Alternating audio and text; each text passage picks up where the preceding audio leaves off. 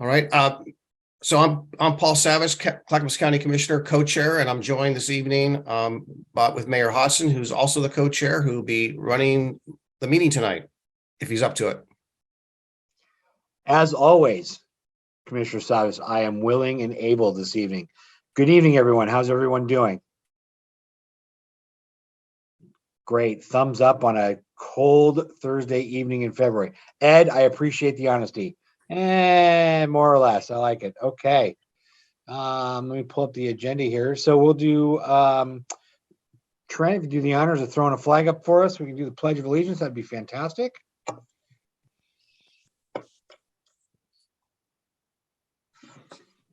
I pledge allegiance to the flag of the United States of America and to the republic for which it stands, one nation, under God, indivisible, with liberty and justice for all. All right, thank you. Well, as Commissioner Savage said, I'm your co-chair and the mayor of Canby, and you all are not. So we'll make quick introductions this evening. Mayor Kaiser. Scott Kaiser, mayor of the most beautiful city in Clackamas County, Molalla, Oregon. Excellent. Councilor Sherman. Brett Sherman, City Councilor, Happy Valley. Excellent. Good evening, sir. Mr. Gornick. Paul Gornick, Director at Oak Lodge Water Services. Perfect. Thank you. And Rory, I'm going to give it a shot. Okay. Mayor Bieltowski. Close. Bialystowski. Hi, everybody from Westland. Roy Bialystowski. Great write up in the paper, sir. If we were a, what's that group? One of the local, community group, we'd fine you if we were Rotarians, we'd fine you for being in the paper. So, and in the news. So good article, sir. Congratulations. Mr. Brashear. Good to see you all again. Dwight Brashear. I am your friendly transit director. As you can see, I've got a bus on my shoulder. So good to see you all again. Thank you, sir. Let's see. City Councilor Pratt. Good evening. Got me up. Valerie Pratt, 12th City Council President. Perfect. Mr. Gronke. Ed Gronke, County Citizen Rep to MPAC. Thank you, sir. Commissioner Marl. Thank you, Mayor. Adam Marl, Oregon City Commissioner. Great seeing so many of you in Oregon City a couple weeks ago. Glad to be here. No, we were talking earlier. Many of us have public works facility envy now. So, Councilor Berry. Did we move her off screen? Yeah, Mayor Fitzgerald is here, and she's the primary member for Wilsonville. Well, then we'll turn it over to Mayor Fitzgerald. Hello. Hello, Mayor Julie Fitzgerald of Wilsonville, clean, green, and safe, and not far from Molalla. There we go. Let's see. That other person was moved off. Commissioner Lewis. Good evening, Christine Lewis, Metro Council District 2. Welcome. Good to see you, Christine. Mr. Milch. Michael Milch, Mayor of Gladstone. Well, welcome, sir. Good evening. Thank you. And I think, let's see, Commissioner Shull. Yes, good evening, everyone. Commissioner Mark Shaw, Clackamas County. Busy week in Clackamas County. Perfect. And last but not least, Mr. McLean.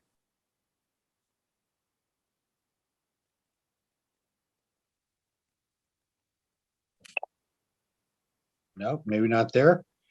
Mr. Myers, good evening. Good evening, Martin Myers. I just snuck in under the line here. I'm with Redmond Fisher's Mill CPO out in the rural areas, and I'm the C4 CPO rep. Good evening, everyone. Well, good deal. Well, good evening, everyone.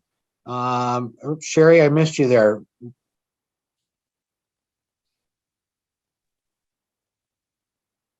Sherry French, Clackamas River Water. Great, thank you. Trent, did you want to run down the others in the waiting area, or? We have quite an audience tonight. So congratulations. C4's got quite the reputation, and I do want to apologize for the folks raising your hands.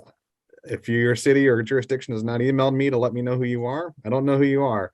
So thank you, Mr. McLean. You're a city councilor with River Grove, so welcome to the group. Thank you. I see somebody there named David with their hand raised. Please email me and let me know who you represent. And if it's a C4 seat, I'm happy to move you in.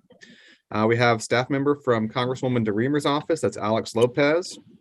Caroline Berry, who is the alternate for the city of Wilsonville. Welcome, Councilor Berry. Charlie Lum, nice to meet you. New name for me. Chris Lyons, who's our first presentation. He's a government affairs manager here at the county. Dana Webb from the city of Oregon City. Jamie Lorenzini from Happy Valley. Jamie Stasny from the county. John Sarah from TriMet. Hi. Marjorie Stewart, who's our alternate for the CPOs. Mark Ottened, who's with the city of Wilsonville. Neelam Dorman, who's with ODOT. And Nick Fazio, also ODOT. Rick Cook from the Stafford Hamlet. And Tom Markgraf from TriMet. He's your urban transit representative alternate this year, since Smart is in the current seat today. So that's the big group there. And I'm Trent Wilson. If you have a question and you're in the audience, please email me. My email is on my name, twilson2@clackamas.us. A lot of new names, a lot of turnover. That's that time of year. We do it every couple of years. Thanks for your patience as we navigate that. It's not personal, it's all business, and I'm here to help you. Awesome. Thank you, Trent. Really appreciate it. Well, hopefully you've all seen the agenda and read the packet, so we'll get into the meat of the night. First piece up, need to do an approval of the minutes for the January 5th, 2023 C4 minutes. Can I have a motion to approve? Motion to approve. Is there a second? Second. Thank you, Mayor Fitzgerald on the second. Any discussion, comments, changes? All right, seeing none, with a show of hands on the screen, all those in favor, aye. Anyone opposed? Any abstentions? The minutes pass. Perfect. Thank you, everyone. Next up on the agenda is the legislative updates, and I think Trent, do we have Chris joining us this evening? Yes, we do. He's coming in now. Great. Thank you.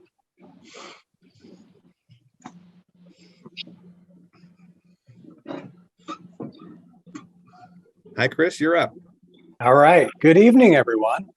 I'm Chris Lyons. I'm the Government Affairs Manager for the county. And I'm going to take a few minutes to give you an overview of what's happening right now at the legislature. And then I'll bring it to the local level and talk about what the county is looking at in terms of our priorities and work that we're advocating on.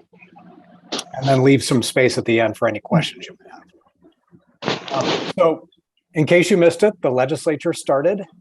It's a long session this year, started January 17th and goes until about the end of June. So it hasn't even been happening for 3 weeks yet, and it already feels like 3 months, I would say. In case you've already been down to the Capitol or you plan to, prepare for a very different dynamic. The Capitol building is under significant construction with seismic work underway. So the entirety of the old building is basically off limits, which leaves just the main committee hallway and the wings where the legislator offices are. So it's very cramped. It's very loud with construction. And, you know, we're all still kind of trying to figure out how to navigate this strange place right now. In terms of legislative work, there have now been more than 2,000 bills introduced, and many of those bills are placeholders, which means really they don't have any details in the language, and a lot of that language is currently in development. So we don't really know yet in a lot of ways what we're looking at facing and what's going to be coming down the pike. There's a lot of new faces. We have a new governor. We have, and in the legislature, we have a new Senate president, and the Clackamas delegation itself has experienced a lot of turnover. A majority of our own legislators are new. So right now, there's a whole lot of education underway to make sure that they understand the issues and that they are able to advocate for our priorities. So in terms of the priorities of the legislature and the leadership, I should say, the issues that have risen to the top, no surprise, housing, homelessness, semiconductors, and behavioral health, I would say are some of the top.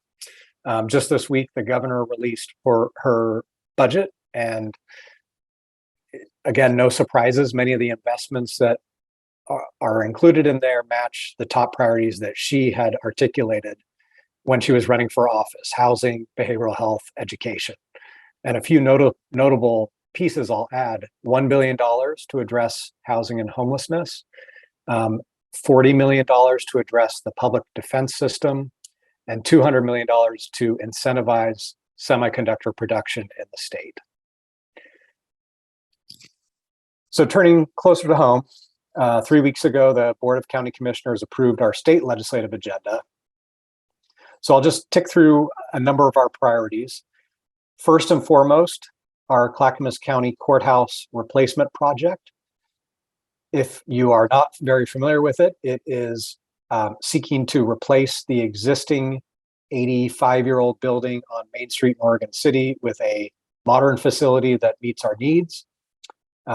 It is currently under construction on the Red Soils campus. So if you visit, you'll see a huge mound of red soil on the Red Soils campus. There is a program that the state set up a number of years ago to match dollar for dollar construction of new county courthouses. So we've been working on this in this program now for a number of years. Last session, the state approved $94.5 million for this project. Since the pre-designed estimate for the project, we've had a little bit of inflation and a few other changes to the project that have increased the cost. And so now we are going back this session for another $61 million to close out the 50% match from the state. Next is the I-205 project and tolling. This is a project we have all been talking about for a number of years, and I'm sure all of you are familiar with it. What started as a capital project that we advocated for in the legislature and that was prioritized by the legislature in 2017 as a project of statewide significance has now morphed into more of a focus on tolling, which is which is the primary mechanism that the legislature and ODOT have identified as to be used for paying for the project, among other projects in the region.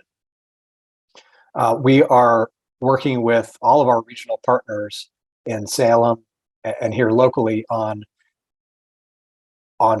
ways to address what a number of the concerns that we have and share amongst all of us.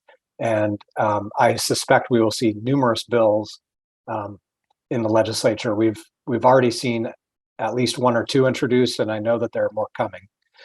So we can report on this one further at a future meeting. And Jamie Stasny is on the agenda tonight to talk more about tolling as well. As I said, semiconductors are another big focus of the legislature, and this is also a priority of Clackamas County, wanting to find and ensure that there is regional balance to the solutions proposed for land availability and readiness relating to incentivizing the semiconductor industry to come to Oregon and expand, and also just generally making sure that our land use system is working for us as a state and county. So that process is underway. The legislature established a joint committee on semiconductors, and they are meeting twice a week to talk about all the issues associated with that. We are tracking it closely. Just like the legislature, we also agree that housing and homelessness is a top priority, and we are advocating for funding for that and other policy solutions to address what we are seeing around the county, the region, and the state. And then lastly, we are advocating for funding for local public safety diversion programs tied to drug addiction, such as crisis stabilization and detox centers, mental health facilities and services, and juvenile prevention programs. And I'll wrap up by saying that, and I know that many of you know this, a number of years ago, we worked with legislators to establish what became known as the Clackamas Caucus. And this was a group of Clackamas legislators who in the past have had, extreme diversity in their geography and their political views, and really historically did not work together as a group. And so this caucus was established to bring them together. It is bipartisan, it's bicameral, and it has been extremely effective for them to advance many of our priorities by selecting shared priorities amongst themselves and figuring out ways to advocate for them with their colleagues in the legislature. So that caucus is continuing. Senator Mark Meek, who was the co-chair in 2021 until now, is going to be pulling together the first meeting of that group very soon. And they will be identifying a co-chair to work alongside him. And shortly thereafter, I hope, identifying what their priorities as a group will be so that they can start actively working on that.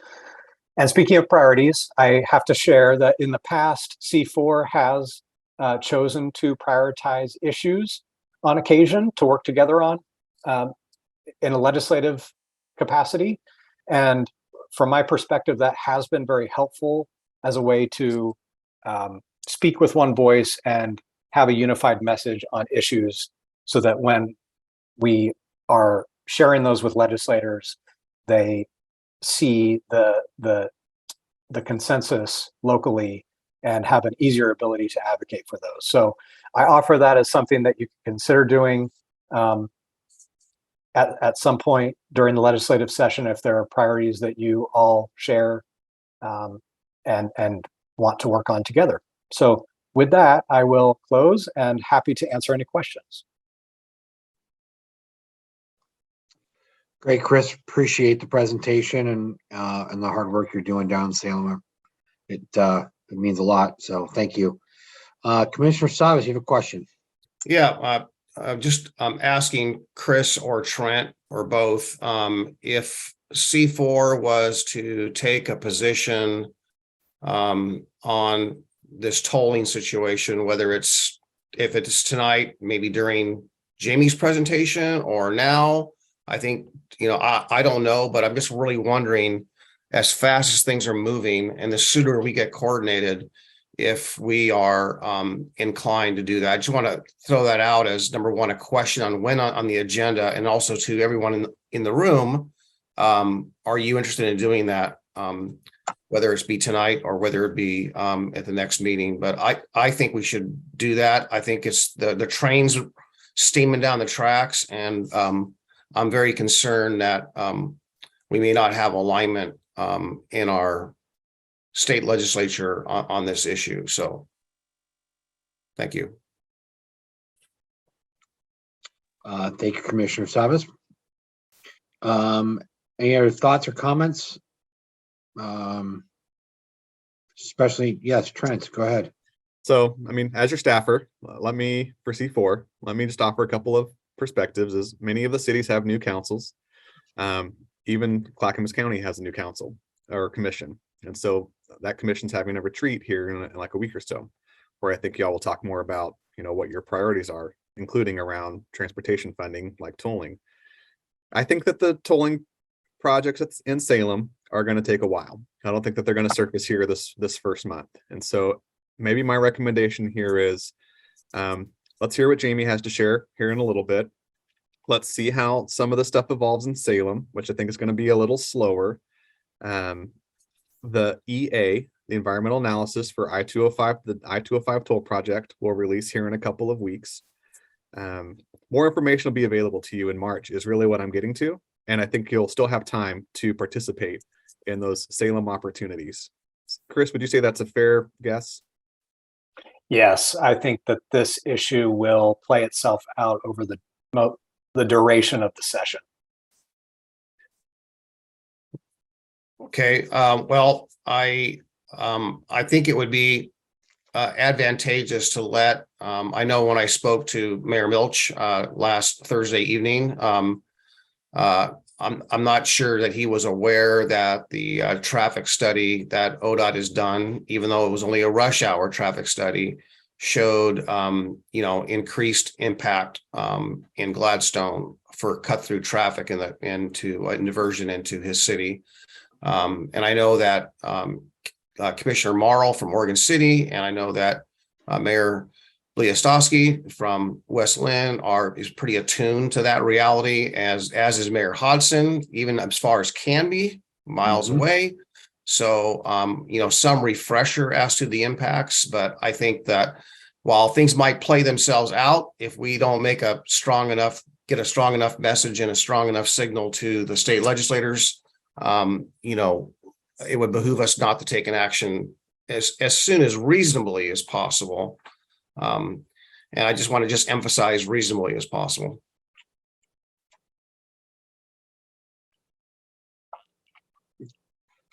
Chris, in a conversation I had with Representative Heed, he said that there's a couple of bills already kind of in line in the legislature this session about the tolling piece. Is that, do you know anything about those, and can you speak to those at all? I am aware of at least one that has been introduced, but there's been no action on it yet. And I'm aware of at least 4 others that are in development. So, and I imagine there may be even more than that. So nothing is moving yet, but there are conversations taking place. And I suspect that this will be one of the major issues of conversation amongst the caucus at its first meeting. Do we know when their first meeting is? It is next Thursday. So I guess on that note, and to your comment, Commissioner Savas, it certainly couldn't hurt for individuals in this group to weigh in with their legislators and just let them know that tolling is a major priority and concern for you, and that you'd like their support to work on it this session and try to find some kind of legislative solution. And then those details we can continue to talk about and work on in the coming months as the discussions play out in Salem. Yeah, understood. I would, I don't know who to ask. Mayor Hodson, I'll ask you. You're co-chair. You're a member of the LOC, League of Oregon Cities. Is there any opportunities for you and others to mingle with city councilors in other areas within the metro area and outside the metro area to help get more pressure, knowing that tolling is coming to the whole state? Well, there is the Metro Mayors Consortium group. There's a couple of us here in this group. I know that Mayor Buck and I are both on the executive kind of committee for that group. And that's just for those of you here. It's a collection of the mayors within kind of the Portland metro area, and Canby just happens to be, I think, the closest large city just outside of metro. So that's why I'm involved in that. But that whole group is not real thrilled about what they're seeing and hearing regarding the tolling and the adjustments that have been made. And I know that group is a group that I can engage with, and I know Mayor Fitzgerald is often in attendance there, and like I said, Mayor Buck. So I can definitely run that up, see if there's something on our end that we can draft or put pressure on that regard, to figure out how to support our collective coordinating committees on their positions on that. Right. I certainly know that Wilsonville is not yet in the crosshairs for tolling, but it's going to be when they do the full RMPP. And I don't know the timing of their project with the Boone Bridge, but the cut through traffic they're experiencing today, just from the congestion with diversion, is probably enough to be concerned. So, all right, we'll discuss this in the near future. yeah, maybe we, at the exec committee, can talk about maybe putting this as a topic of conversation for the February meeting. And just see it as, you know, new councils and mayors get more comfortable and into their roles. And I guess we are in February, so I guess it would have to be March. The March meeting, we can maybe hold that as a spaceholder. So, yes, Mayor McLean. Hi. Hi. Not really mayor, but city councilor. All right, councilor. I was on the city council for about 8 years back in the 90s and just recently decided to rejoin it. But I live in River Grove. I have been here since 1980, so however many years that is. But we have a main road called Childs Road, and we get a significant amount of travel on it already and some pretty good backups, especially where it comes along the Tualatin River and heads east and eventually goes up and meets Stafford Road. And we already know we're going to see a real significant amount of increased traffic from this. But I do agree with Paul that it probably would make some good sense if we at least give some input to the legislatures, especially if they're already having a lot of discussions as it is. I think it would make some sense that we, I guess, just reinforce the idea that we certainly want to stay involved in their discussions, even as they're happening now. And if they could certainly let us know what they're thinking. I just don't want to see us kind of slip behind for a full another month without at least pointing out that we, you know, really want to work on this from the suburban standpoint and the impacts on the communities. I mean, I know the mayor's forum is good. We had a previous mayor here that was involved in that, although I really, even being at all the meetings, I never really heard anything that was coming out of those. I know you guys did send a letter, but I would just hate to see us kind of take another month of being a little bit silent. I don't know when this session ends with the state legislature, but I think every opportunity we have to give some input along the way is going to just help reinforce our ideas and opinions and what we feel we want to see happen or not happen.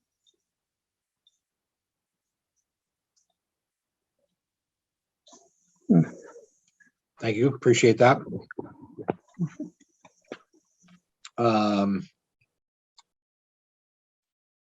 Martin threw out the idea in the chat. I don't know if everyone's seen that, about maybe getting one of our Clackamas caucus members or a couple of them to come and hear us out on that in a future meeting. So Trent and Chris, let you guys organize that if that's something that can be done. But I do think that as we act individually with our representatives and senators, that we as a group definitely keep applying pressure on this topic. We know that the diversion piece is going to be a reality with the tolling. And so how do we best prepare for that before it becomes an afterthought or and the damage is done? So, okay. Nothing else on that topic. We'll move into the RTP call for projects update. Well, I just want to close the loop and make sure that I'm hearing what you shared and that Chris can be helpful in this too, which is that many of you are very interested and invested in the tolling conversation at the state legislature. And Chris can share that with the caucus next week and maybe even earlier, so that they are aware that y'all are monitoring and want action on it. And since those bills are not developed yet, and since Jamie and others are sharing some more information here with us later today, and because the EA will be out later this month, I think you'll have more information and we can dive in on what that more detailed position could be at the March meeting. But in the meantime, happy to let the caucus know that y'all are keen on this topic, want to see action, and we'll be using the information that's coming out here in February to sort of frame your position as a coordinating body. Does that sound like an appropriate plan for this group? Does for me. I'm seeing some head nods. Yes. Okay. Great. Thank you. Thanks, Chris. Thanks, everyone. Thanks, Chris. Appreciate it. Yes, Commissioner or Councilor Lewis, I agree on the coordinated effort piece. Perfect. Trent, yes. All right. The regional transportation plan call for projects. This is simply a administrative update from me to you about what's going on. The regional transportation plan is being updated.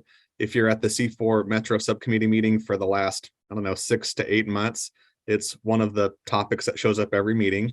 And so it shows up there often. A lot of the conversation happens at JPAC, but it'll help set county, regional, and state priority transportation projects to create a coordinated list of priority projects into the future, into 2045. And it's a key step for those projects to qualify for funding at a variety of levels.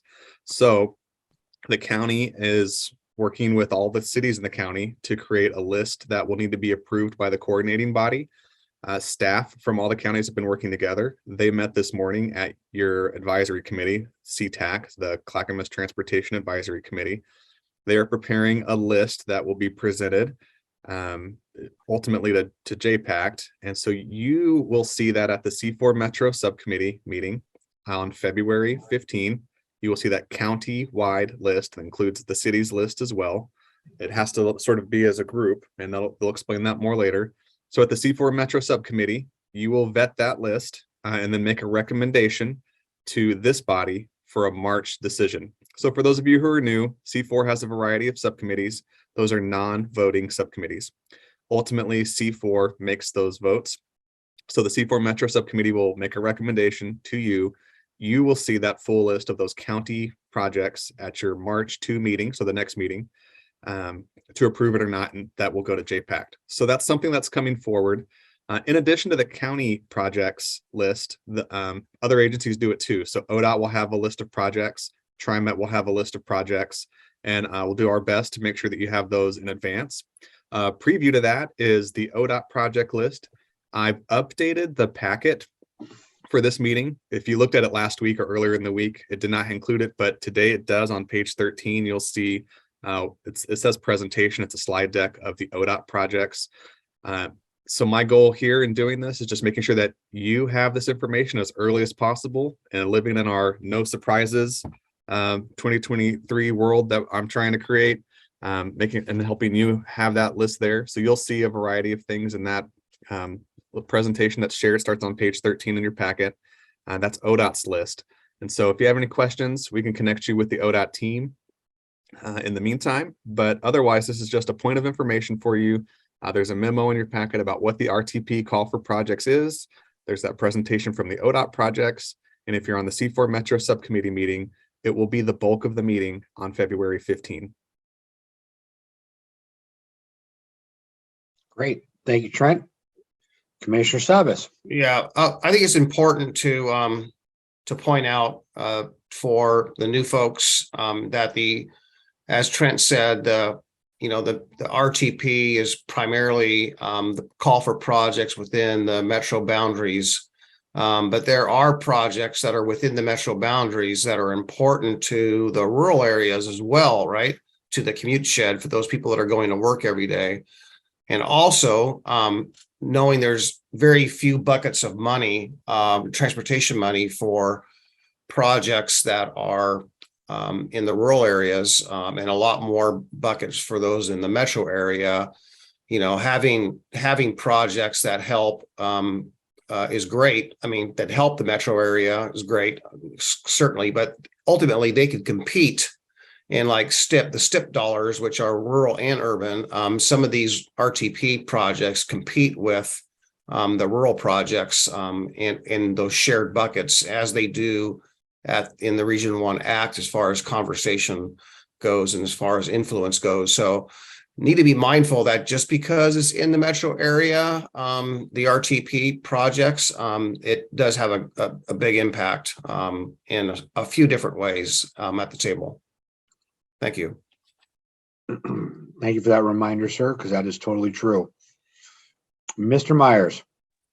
Thank you. Just real quick, the earlier I could have that list, the better it would be for me. I may have people with the other CPOs that I want to bring this up with so that I come prepared on the 15th. So the earlier out we can have that material, the better it would be. Thank you. Yeah, it's my goal that those lists be available by next week, and I would like to be able to provide that in like a bulk email to C4, but at a minimum, it'll be in the C4 Metro packet next week, next Thursday. All right. Any other questions on the call for projects update? All right, seeing none, we'll move into the R1 Act and RTAC city appointments. Thank you very much. So if you want to, you can go to page 28 of your packet. You don't have to, but if you want to, that's there. There's a few appointments that have vacancies for city seats, a variety of city seats. Most of them are urban city seats, but we make those appointments here at C4. Two of those are the R1 Act. That's the Region 1 Area Commission for Transportation. That's an ODOT committee. They're an advisory body to ODOT on ODOT projects within Region 1. And Region 1 includes all of Clackamas County, I think all of Multnomah County, much of the urban area of Washington County, the urban parts of Hood River County, and then I think ex officio membership from Clark County, which is Vancouver. So it's a pretty, which ODOT doesn't do any work over there. So that's more advisory because of the commute area. So they meet every other month. I think their next meeting is on Monday. There are 2 vacancies on that seat from the Clackamas County group. They were previously held by City of Happy Valley and the City of Milwaukee. And those vacancies have terms. So one vacancy ends in June of this year. Another vacancy ends in June of 2 years from now, so 2025. And then there's also another seat that's vacant. But for those cities that are, what you're talking about right now is to fill those 2 urban city vacancies. Mayor Hodson has the rural city seat, and I think that's good for another 2 years, but I'll confirm that. Mayor Hodson, y'all may have to make another decision later. So the R1 Act bylaws invite C4 to make a recommendation on who will sit in those seats. And so this is an opportunity to caucus as the cities, since we're already meeting here, just be available for that. The cities can have a conversation here at this forum and make a decision about who will fill those seats. And as part of that, I'll also need to know which particular seat you want to sit in terms of like, do you want to sit in the seat that ends in June of this year, or do you want to sit in the longer seat? And we can talk about that as we cover it. And just while I'm talking, the other position is the Regional Toll Advisory Committee. It's a totally different group. It's a very new group. It is ODOT's advisory committee for the region. They are still in formation mode. They are a highly public committee. They're in the news almost every time they meet for like their 3 or 4 meetings. Commissioner Savas is on it. Mayor Bialostowski is on it. He was the alternate. And then Councilor Heisey previously was the primary member. And so since Milwaukee has had some change in election, that seat is open now and needs filling. So I've invited everybody to give me their nominations ahead of time, but of course you can make nominations here. So far, I've heard that Councilor Pratt is interested in the R1 Act seat. Remember, there are 2 seats, but she's interested. And Mayor Bialostowski is interested in the RTAC seat. And that's where I leave you, remembering that this is a conversation for the cities. And then what I'd also add is after this conversation, I'll give you a little bit more information about what will happen at C4 Metro Subcommittee for 2 other vacancies. And there's a document for that in your packet, but I don't want to confuse these particular conversations. So R1 Act, and I recommend that y'all do that first, and then the RTAC.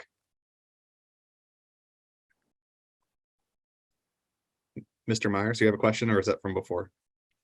Commissioner Savas? I just want to I don't want to confuse anyone either. I just want to make sure that people realize when they're talking about time obligations and so forth, that they realize that the 2 open seats, or not really 2 open seats, the Metro MPAC seat and the JPAC seat, that the bylaws for the MPAC seat require the 2 largest cities, first and second largest cities in Clackamas County, get an automatic seat at the table. So that's an obligation, a time obligation for someone from Lake Oswego and someone from Oregon City. So just, I think that'd be a factor if there's any other discussion. Other than that, I am done talking on this one.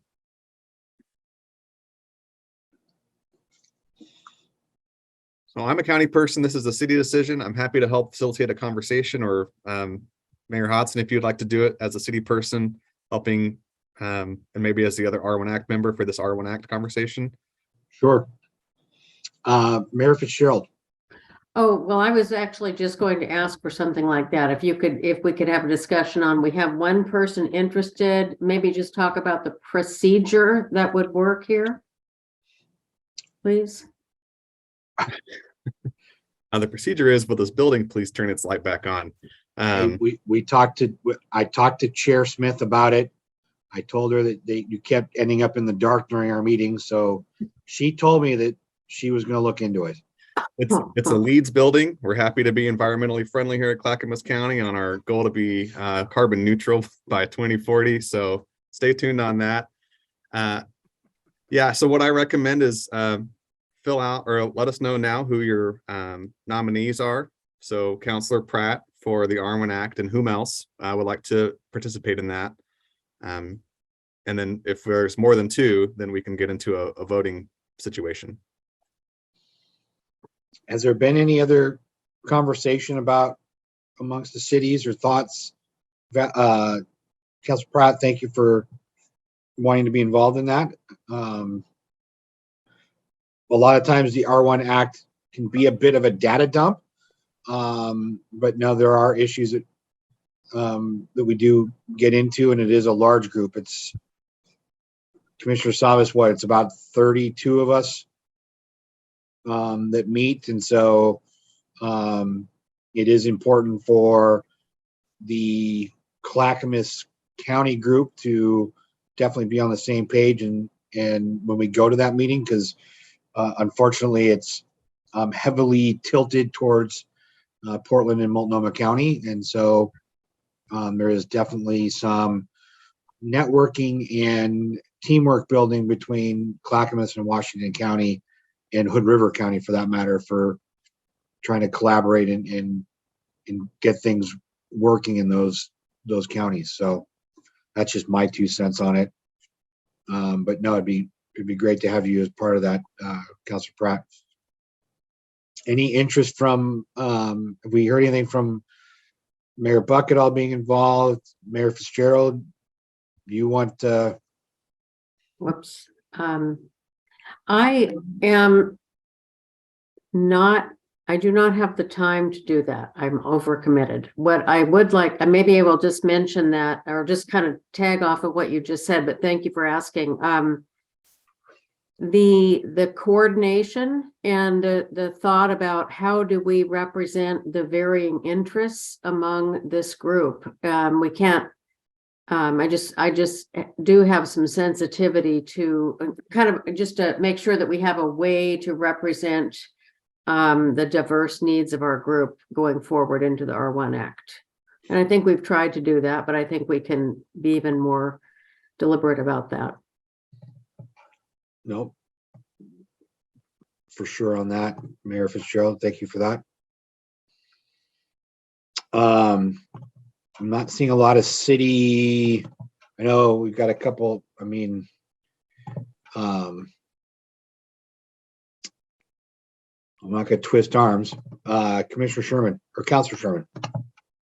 Thank you, Mayor. So I guess maybe a question would be, how does like R1 Act relative or versus like a JPAC? Is R1 Act is advisory to ODOT. JPAC is an actual voting entity side by side with Metro in recommendations to ODOT. Is that kind of the overarching structure, or it's impactful, I guess is what I'm saying. So from a timing commitment, I mean, it's every other month for R1 Act, and I would assume that a lot of the information is going to be pretty significant overlap with a lot of the things I see in other meetings. So, is there value I guess maybe this is just a general question. Is there value in shaking up the members around these different groups, that we have different individuals who are all on the same page, but kind of at these different entities? Or, if I'm on 3 of these committees that have similar functions, is that a good thing or a bad thing? I really don't know what that impact would be. I mean, this works for me time-wise, so I'd be certainly willing to step up, at least for the shorter term version of those 2 open positions. But, really just kind of putting that out for the group. I don't have a way of quantifying that. And probably Mr. Wilson, because you're the smart guy in the room. So. Well, it's a great comment and question, Councilor Sherman. Maybe Trent or Commissioner Savas can answer that question better than I can, because I'm not all that familiar with the JPAC meetings and process. But I can jump in, Mayor, if you want. Yeah, thanks. Just to say what the roles are. That's all. And so the R1 Act is advisory to the OTC, ODOT, and Metro has tried to get coordination with some of the procedures, and it's been sometimes it has felt a little overbearing, because the R1 Act again has so much rural area. So it seems that some of those things unnecessarily kind of bind the rural areas to things that are not really affected by Metro or the Metro area. But it's not advisory to JPAC, so there's no relationship there other than, there's been a call at times for regional coordination, and at times that's warranted. I don't want to dismiss that. And it's JPAC is only advisory to, it's advisory, but voting, there has to be a consistency with that and Metro. So jointly, a positive vote at JPAC has to be followed by a positive vote by Metro on any federal MPO, Metropolitan Planning Organization criteria or issues. So it's unique because if JPAC says no, nothing happens until JPAC says yes. So it's a little bit complex. And also there's a unique role. Not the recent previous, but the previous city's rep was Mayor Knapp, who understood in a more meaningful way than others. But there's also a requirement that the JPAC rep for the cities, not the county, for the cities also help represent SMART, the transit agency for Wilsonville. If I'm wrong on any of that, or Mayor Fitzgerald, if I'm mistaken on any of that, just let me know. But I think that answers those 2 questions, and I'll just chime out here. Thank you. I would like to ask if Councilor Pratt, if you might like to give us just kind of an outline on your interest in serving, and yes, SMART is a big part of this, and we really appreciate the way that the cities coordinate with SMART, and I'm sure there's a way to continue representing that. But I'd love to just have a chance to hear from Councilor Pratt.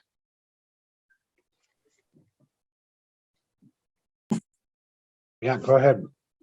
Thanks. I have just on city council, I've really taken an interest in transportation, and here I'm sure everybody at ODOT knows who I am that's involved with tolling at this point. And I feel like Clackamas County is kind of we have the most roads and we get ignored, and there's a need to advocate for this county and our particular needs. I feel like so much of what happens is focused, especially in the Portland urban area, and that we need to advocate for, there's and right now, Portland's losing people and they're moving out in our county, and that's where the land is. And a lot of the roads are just not meant for the traffic that's on them now, let alone that's going to be on them in the upcoming years. So I just feel that we need to advocate together for that. We need to speak up, of course, on tolling it wherever we can, and ask these questions about Sorry, my phone rings, of course. Just, continue to push our questions about diversion on the tolling. And, right now, I'm seeing numbers that say that the tolling revenue they're projecting isn't even going to cover those extra lanes on I-205. So we've got a lot of questions to ask there, but we also need to advocate. And even though it would be a city thing, I mean, we have to coordinate on these rural areas and the especially on safety needs on the rural roads. And I totally agree that it should be a joint effort going into these meetings. Thank you. So just helping you with time. Yeah. You don't have to fill out both of these seats tonight. It's ideal if you have voting bodies, all the way, if all of your seats are filled out, that's great. And it doesn't have to be a C4 member. And so if you feel like there's not another C4 member here tonight who's ready or interested in taking that step, totally fine. You're all incredibly busy.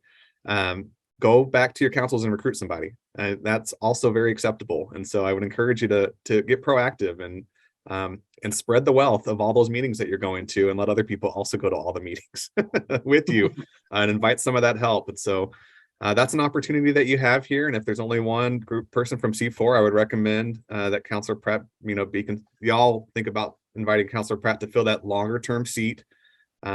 And then that gives you, at least right now, a chance to leave that short vacancy open, and then you can revisit this here in a couple months. Or if you find someone on your council who's interested, they can fill that seat too. But you don't have to make a decision for both of them tonight. You want to get the right person. My recommendation would be you want to get the person in there who's interested in being there.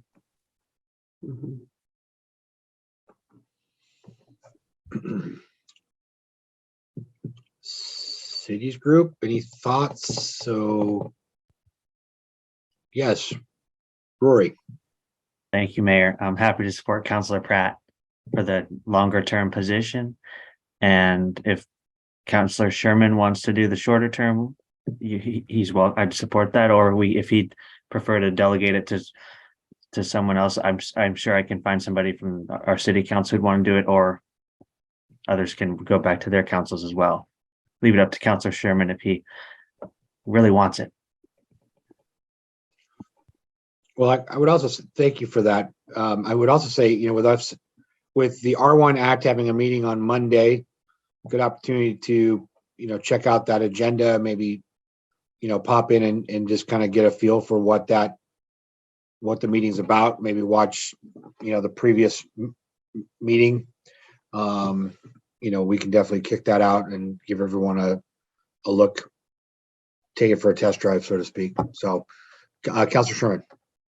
No, I appreciate that. I think, checking out this coming Monday's meeting makes a lot of sense. I think one of the things having not attended an R1 Act meeting before, I'm always, interested in the dynamic of, certain types of meetings with smaller groups of individuals having a depth of knowledge from being exposed to a lot of this information and knowing who the regional players are can be really helpful in kind of crafting your message and moving the ball forward. But in a much larger group where you don't have as much individual impact on that group, I'm always thinking about when you're introducing someone new into these groups who doesn't have a lot of that history, what are the good opportunities to bring them in? So with a larger group like R1 Act, I'm thinking, there's a possibility that somebody who is newer into this role can use that as an opportunity to, to be part of that larger group. Does that seem like I'm, thinking through that well? I mean, I don't know, as opposed to a much smaller group where each individual is having a much greater impact on that group, on the decision making. But Mayor Hodson, I agree. I think I'll probably just jump on to Monday's meeting and check out the dynamic. Okay. Thank you. Yeah, I mean, I'm to, Trent's comment, I'm all for if the cities want to move forward with Councilor Pratt, and then, we can revisit this at the March meeting and see if there's any new takers or for the long or the short term. Yes, Mayor Fitzgerald. I also support Councilor Pratt taking this longer term role. And I think since she is interested, it would be really useful to have and appreciated if she would be able to serve as soon as Monday. And then I like the idea of waiting on the other position if it doesn't hurt anything. Okay. So I guess, Trent, you need sounds like we've got a first and a second there for Ms. Pratt. Do you need an official like census feel or vote? I'm sure that will help me. And I just feel like I need to say this out loud that R1 Act is a little strange in their bylaws. You are not appointing this person to represent you. You are nominating this person to be considered by the R1 Act, and the R1 Act will bless and consider that nomination. So it's a little bit of a weird process that you're just making a nomination for Councilor Pratt to move forward. But yes, it's nice to have that vote here.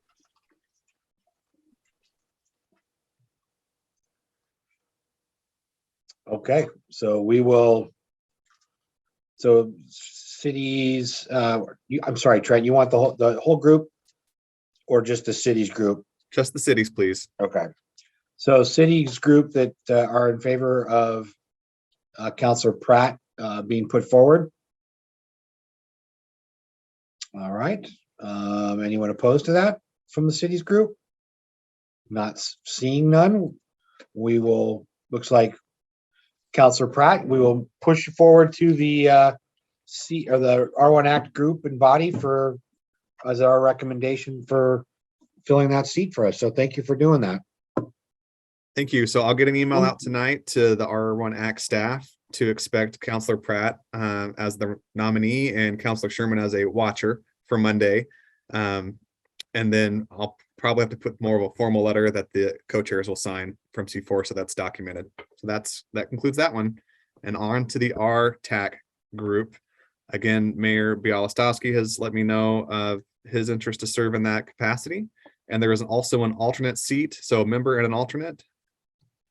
And I think this one will be a little more popular. Mayor Kaiser.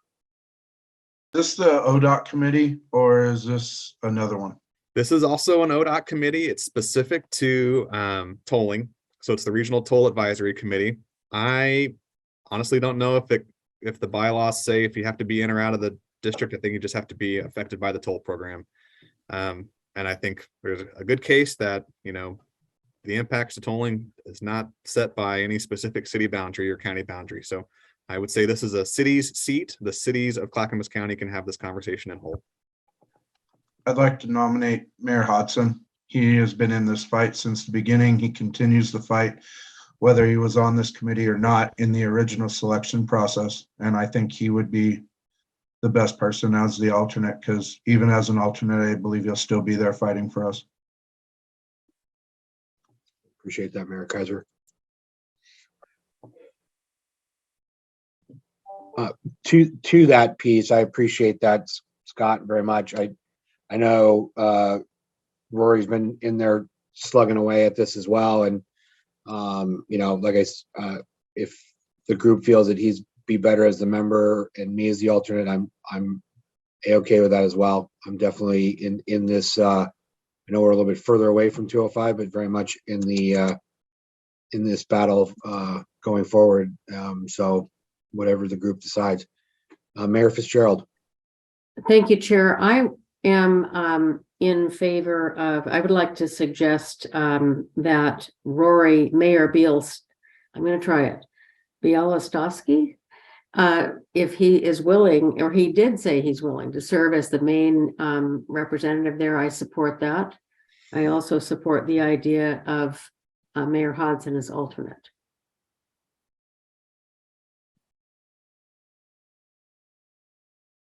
Thank you, Mayor. Appreciate that.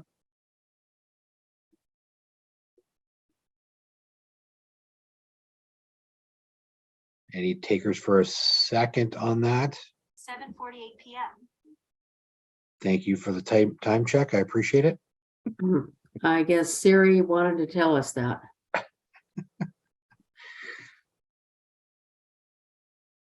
Yes, Councilor Sherman, is that you're throwing up a second? Okay.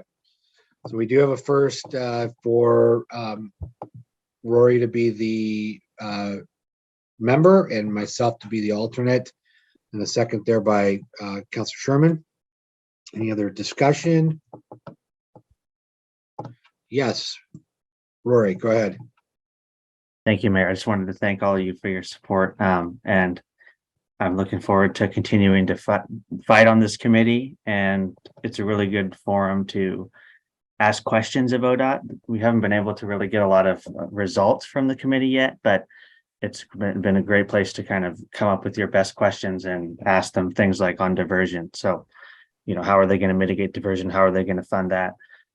Plans for diversion. And I look forward to working with you, Mayor Hodson, to coordinate, and happy to share the floor and alternate meetings or whatever works best. We can, if this is confirmed, we'll connect offline and touch base about how to move forward. Absolutely.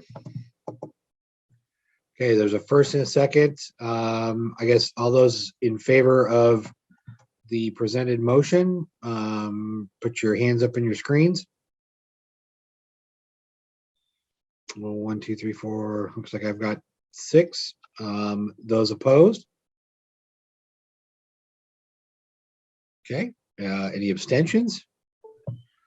Okay, well, looks like that passes. So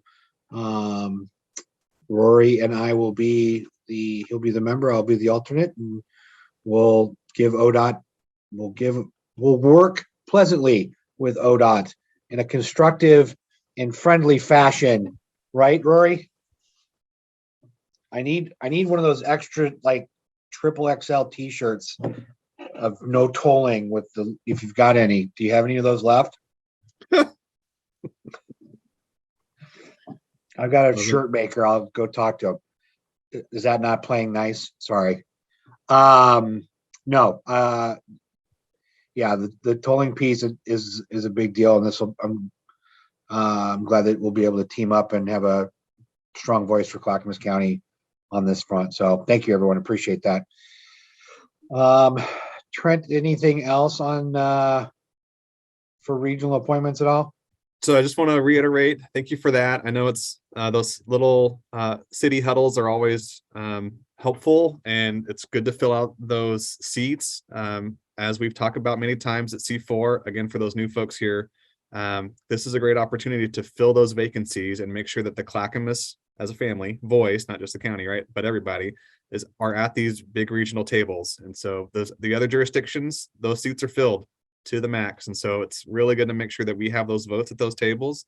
Just really want to encourage you to find those folks on your councils to participate in those where we can and communicate back to this group. It's super helpful. This is the coordinating body, so I'll do my best to make sure we have opportunities to continue that coordination.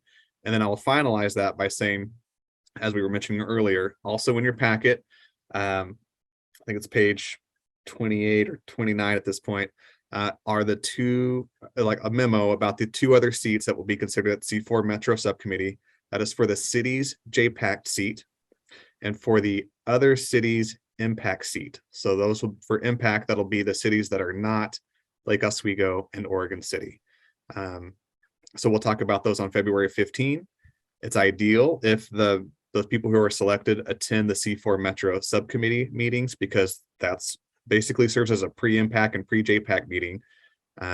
So look to that memo if you need to have another conversation with your council or commission.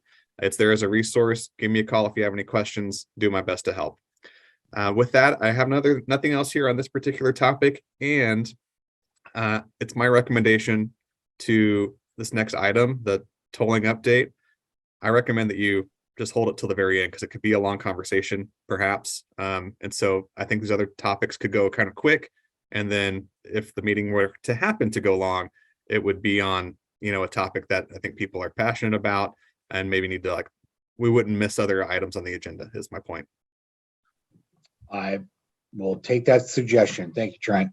So we'll just move the I-205 piece down a bit and jump in real quick here to the C4 retreat update and brainstorm.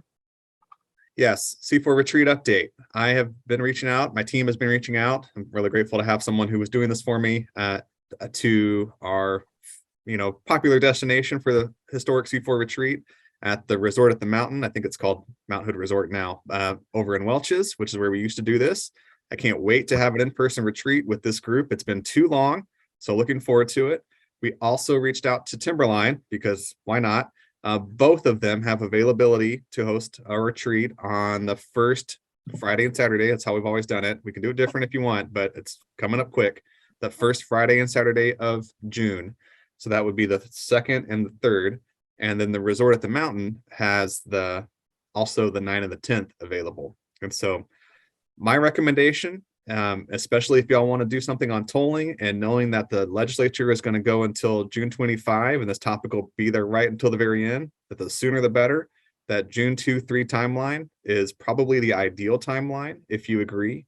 I'll keep working the numbers to understand what the cost will be. And frankly, I'm going to choose the more affordable one, just for a variety of reasons. I think it's fiscally responsible as a public body, but and which will probably be the resort at the mountain, just to be respectful. But where there's an opportunity for it, it's my recommendation that we aim for that June 2 and 3 timeline if we're going to keep the time as normal. But I need to hear it from you. And I'm kind of asking you to look at your calendar. I can do a doodle poll, but what is your preference? Do you want to aim for this early June opportunity? Do you want me to look at July? How would you like me to help you with this?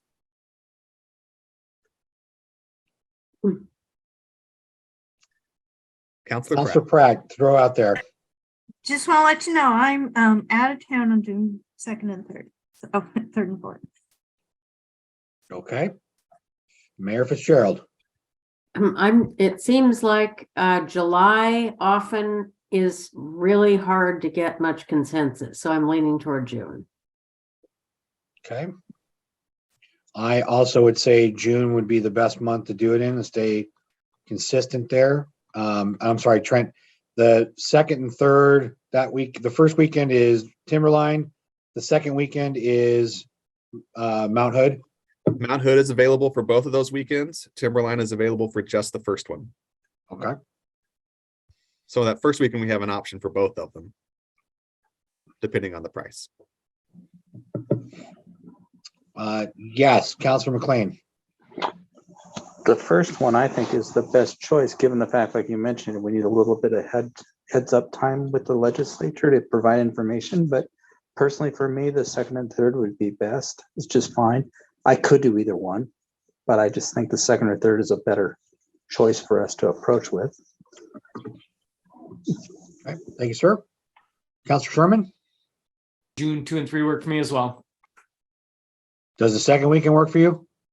Second weekend could work. You know, it's gonna get filled quick. But if it needs to be, then the second week in June, yes, that's also fine. Okay. Okay, so it looks like any other thoughts to throw out to Trent? Any thoughts on location? Or are we just gonna be sticking about price?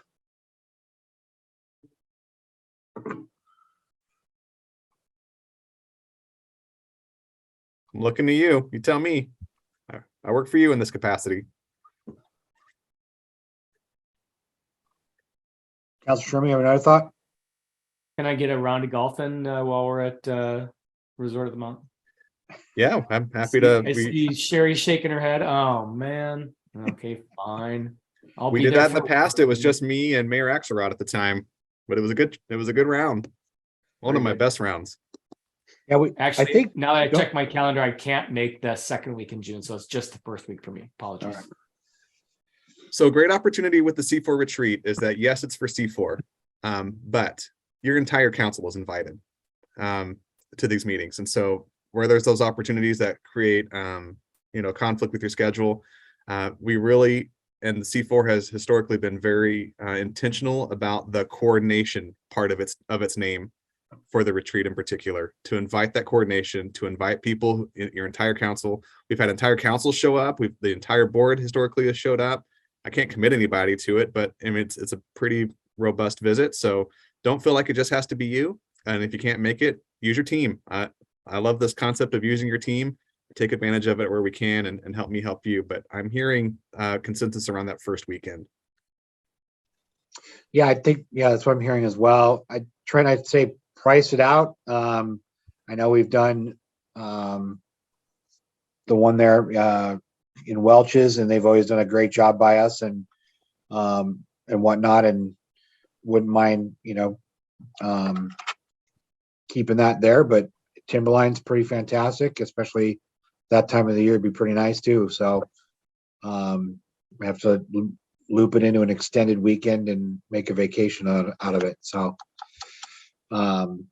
everyone okay with Trent going and pricing and coming back? Okay. So first weekend in June, price it out and let's see what we can come up with. Well, it's wedding season in the summertime, so I'm hearing the first weekend in June. I'm gonna ask you all to save the date, hold the date. I'll send out a save a date email as well. But as soon as I hear, confirm prices, I'm gonna hold one of them, the one that I think makes the most reasonable sense. Okay. The date's really what I need right now, and I'll go from there. But I don't think it would be wise to wait until March to make a decision because we could lose a spot. So I'm going to ask them to hold that weekend, whichever one makes the most price sense. Does that make sense? Perfect. Great. We're just a big group, and it would be easy to lose a spot like that real quick, especially I'm going to say wedding season, even though it's a little later than that, but they fill up quick. And then for topics, I want to make sure you have enough time for the 205 issue, so we can hold that until a later time. I would recommend doing that. But as I mentioned, I think having that retreat at that time is strategic for the end of the legislative session and I-205. I suspect that'll be a very fruitful and strategic time to have that conversation. And I'll just say, frankly, there's a lot of conversation with the legislature and amongst ourselves about what's going on with land use and housing and industrial lands. And there's, I think, a lot to talk about and to coordinate on for that issue. And I'm leaning in some sort of recommendation to go that route. But let's see how a couple of these legislative items shake out. And if there's an opportunity for that, and I'll bring you back more ideas for probably like a draft proposed agenda in March. And we can start working on the details from there. How does that sound? Sounds good to me. Mayor Fitzgerald. I just wanted to reinforce or agree that homelessness is a big topic and especially pertinent to the cities for the June 30th deadline to update our camping exclusion ordinances. And there is a lot to talk about there. So, I mean, we would have had to vote on it in May in order to get it up by June, but I can't imagine it's going to be settled out by then. So I'd love to talk about it. Commissioner Sabas. Yeah, Mayor Fitzgerald just brought up something that's pretty important. And Mayor, I appreciated our conversation earlier this week, and I've talked to some others. I think there might be some interest in bringing this forward to C4 prior to June. I think it's important that we do it as soon as possible. And I think there's a tremendous amount of opportunity that it may be a little bit too late by June if we wait till then. So I will work with the executive committee. I see some head nods going up and down. So, and we'll get it on the agenda before then. Thank you. You're welcome. Yeah, I know a couple of us in this group, I think I've already approved a camping ordinance. I know that Canby, we just talked about this last night and are trying to move pretty quickly towards getting ours in place before the deadline, but it's not an easy lift, that's for sure. So yeah, so if you haven't begun working on it, I would recommend doing so as a council. Okay, Trent, anything else? That's all I have for that one. I have direction. Save the day, please, for that first weekend. And we'll just cross our fingers that no like major mayor's convention or city's convention chooses to overlap there. I haven't looked that far into it. There's just so many different things that everybody's involved in. This is what you're involved in. So this is, I think, a good opportunity for this group, and I'll keep working in that direction until we know something different. All right. All right, updates and other business. JPAC, any updates? Councilor Lewis, you want to chime in?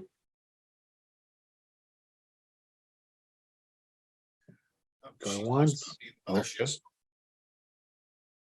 Sorry, updates from JPAC. Yes. I unfortunately was just looking up the dates of the JPAC lobbying trip, and so have gotten off of the last agenda. If somebody wants to remind me of our last meeting, I'm not prepared right this second. Sorry. Okay, sorry for that. I'll jump in then and let me open that up here real fast. Not a whole lot.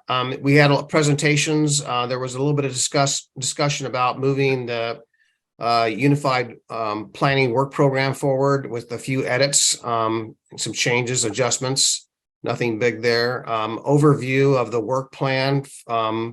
Hoping to have more discussion on that, but the agenda was, we have a lot of new faces and there was some conversation. We didn't get a whole lot of conversation on that, but I'm hoping we do.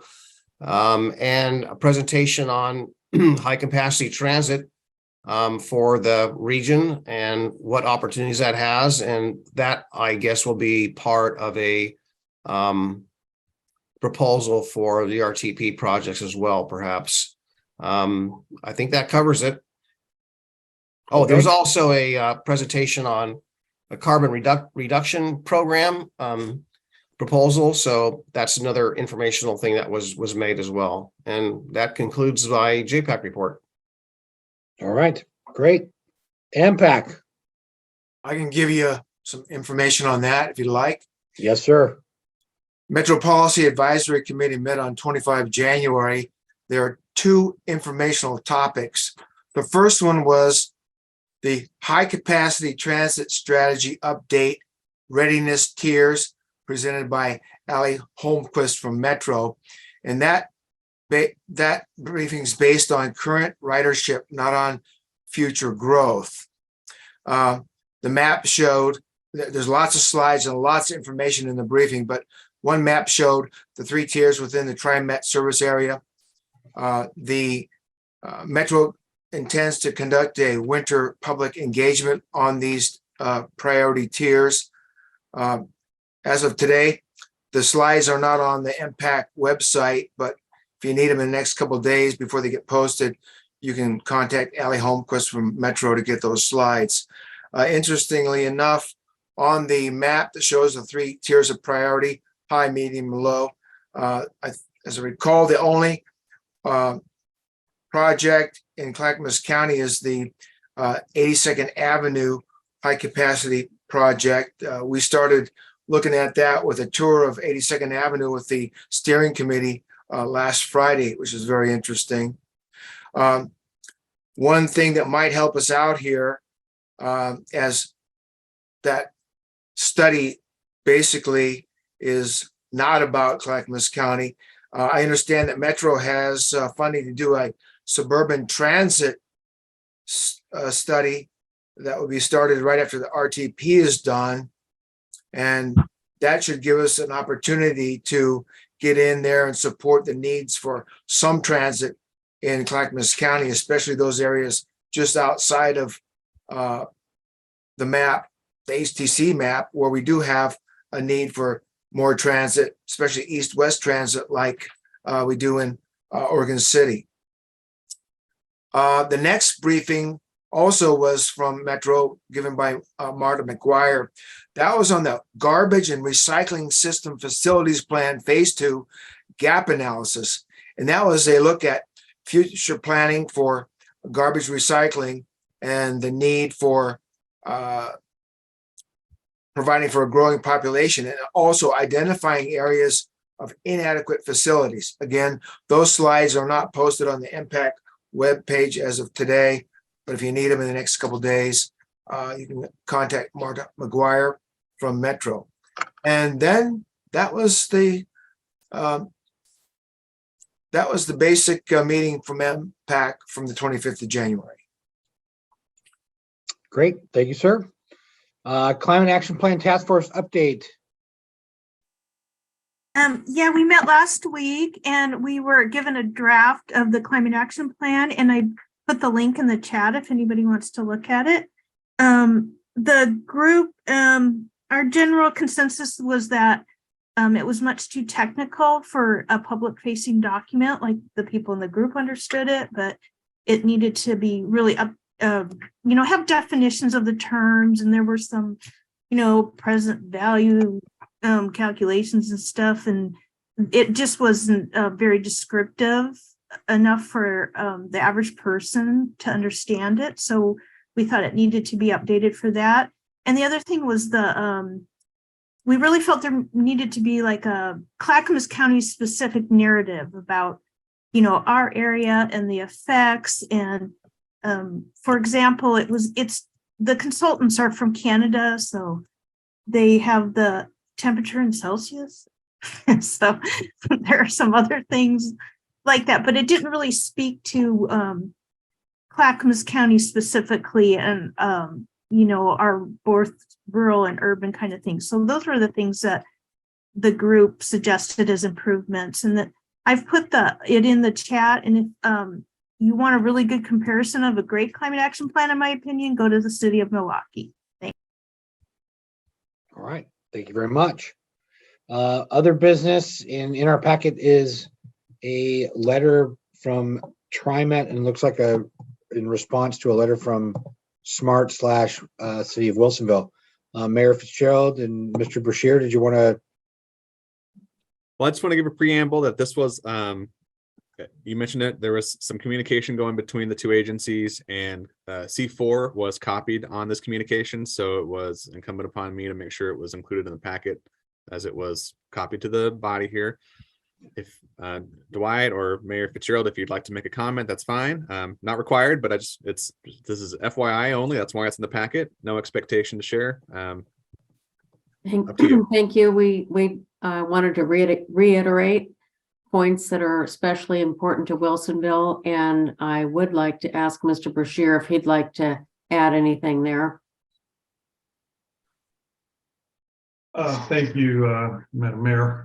No, I think it's pretty self-explanatory. We've got, we're our own transit system, and a very good one, by the way. And so, I think it speaks to our positions very clearly. Thank you. You're welcome. Mr. Savas? Yeah, I was just wondering if the transit topic's really important, and I'm just wondering if we what we want to discuss at the retreat. I don't know that we really talked about that. I think obviously tolling came up tonight and the housing homelessness opportunities, but I think we'll be talking about that also in advance. Transit and our opportunities as it relates to whether it's the climate action plan or the issues that came up at MPAC and JPAC that Commissioner Scholl spoke about. There is a chicken or the egg thing where essentially, if we don't really get an increase in ridership or transit lines, we're not really eligible for a lot of other opportunities yet. Transit is one of the ways or means in which to reduce our greenhouse gases. But for years, even prior to COVID, there really hasn't been the means or the resources, according to TriMet leadership at all different levels.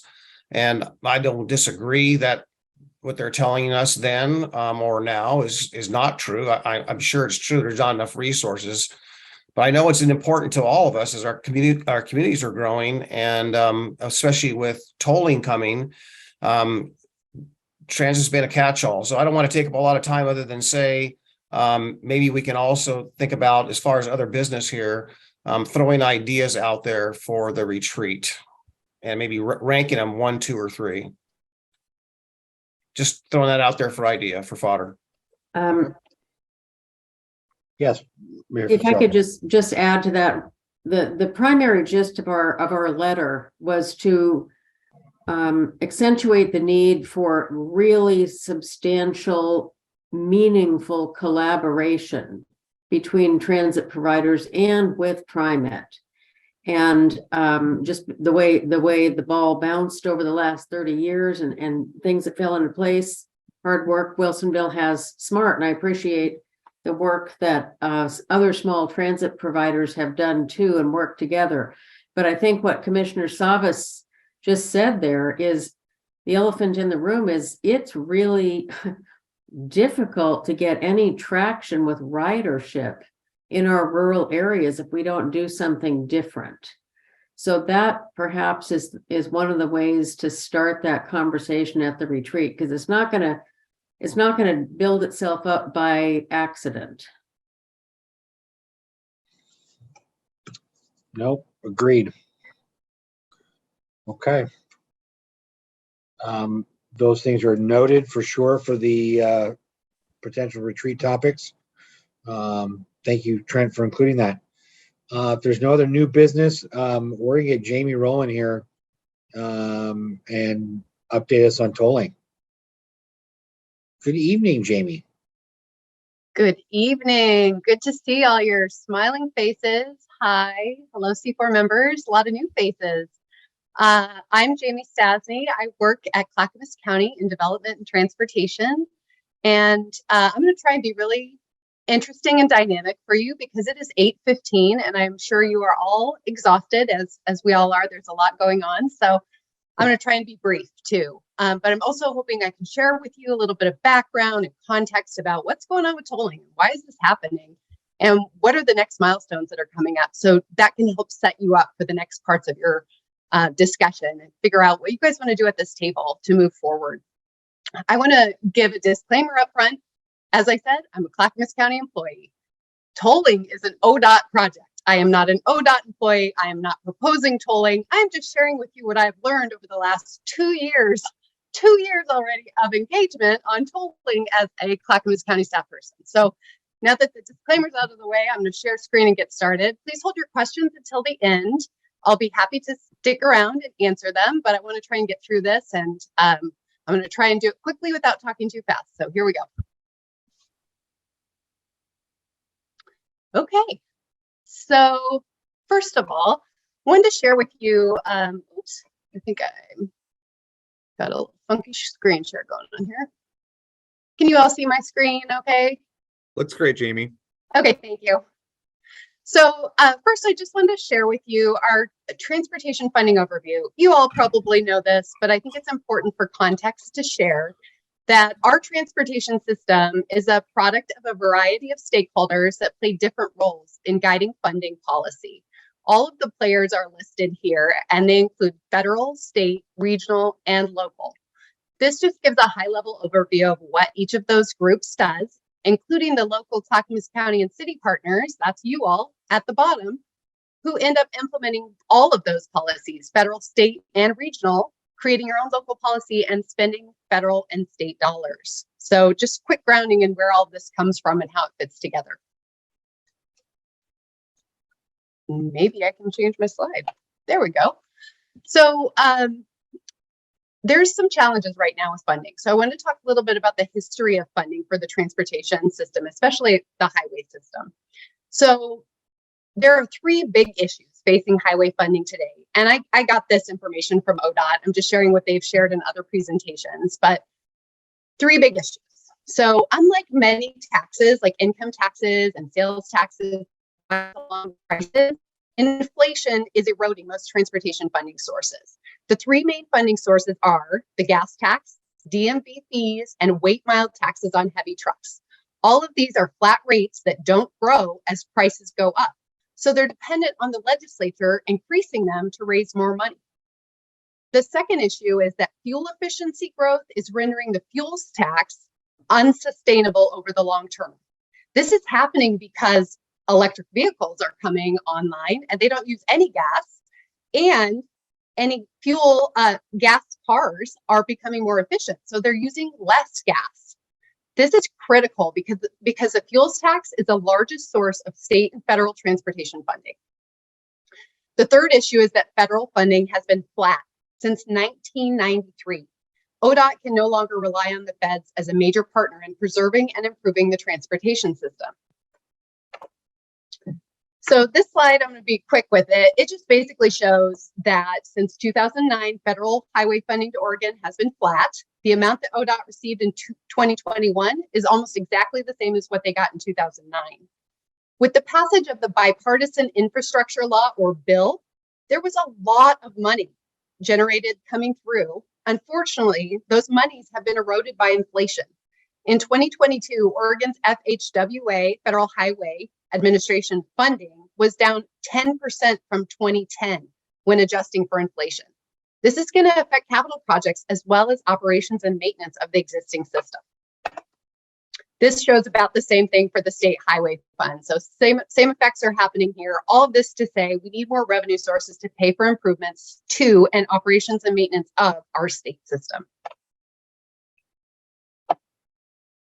So now I want to talk just a little bit about the future of funding. There's new funding sources currently under consideration. I'm sure you're all familiar with these. There's federal earmarks, there's programmatic funding. Those are great, but they're competitive and they're not predictable. The second one is a road user fee or a road user charge. That's very predictable, but has a lot of barriers to implementation. The third is congestion pricing and tolling, which is also predictable, but as we all know, has a lot of barriers for implementation as well. So just sharing quickly that Origo was the state's attempt to start to look at doing the road user charge. They did a pilot project back in 2013, and we keep hearing a little bit about it. What we're hearing is that it takes a long time to implement. There are a lot of challenges and barriers, but long term, it looks like the way to make sure that everyone's paying for the usage of the system fairly. So we do expect that there'll be more legislation and more effort to getting this online, but it's going to take a lot longer than ODOT has. Basically, they have needs now that need to be funded. So moving on to the toll program history. So I'm going to dive a little deeper on the tolling program in Oregon. As you probably all know, in 2015, 2016, the governor at the time led this transportation visioning panel, went out all over the state and said, what are your problems with transportation? Tell us. And that resulted in some of the parts of House Bill 2017, where core projects were identified and the direction was given to study and implement a toll program for congestion relief. In 2020 and 21, the urban mobility strategy was developed. And we're going to talk more about that in a minute. And in 21, House Bill 3055 was passed. That allowed for financial flexibility for core projects, including toll program development. So a little more about House Bill 2017. 3 bottleneck projects of statewide significance were identified. The I-205 widening and seismic improvements project got $13 million, basically money for planning. The Rose Quarter project was partially funded with a dedicated penny of gas tax. And Highway 217 was fully funded at $99 million. Those improvements are occurring right now. Also, they directed the OTC to implement value pricing on I-5 and 205 between Washington State Line and where 205 and I-5 intersect. I'll just mention, and I'm not going to read this because it's late, but it's here. The budget note, this is the budget note from House Bill 2017 that directed them to move forward and to use congestion pricing and any funds generated from congestion pricing to fund congestion relief on 205. So if you take anything away from my presentation tonight, I hope it will be this. This is a really important fact about tolling that is buried in deep. It took us a long time as a staff. We've been working on this 2 years to understand this. There's multiple types of tolling authority, but the two I want to focus on tonight are Section 129 or traditional tolling and VPPP or value pricing pilot program. So first I'm going to talk about traditional tolling.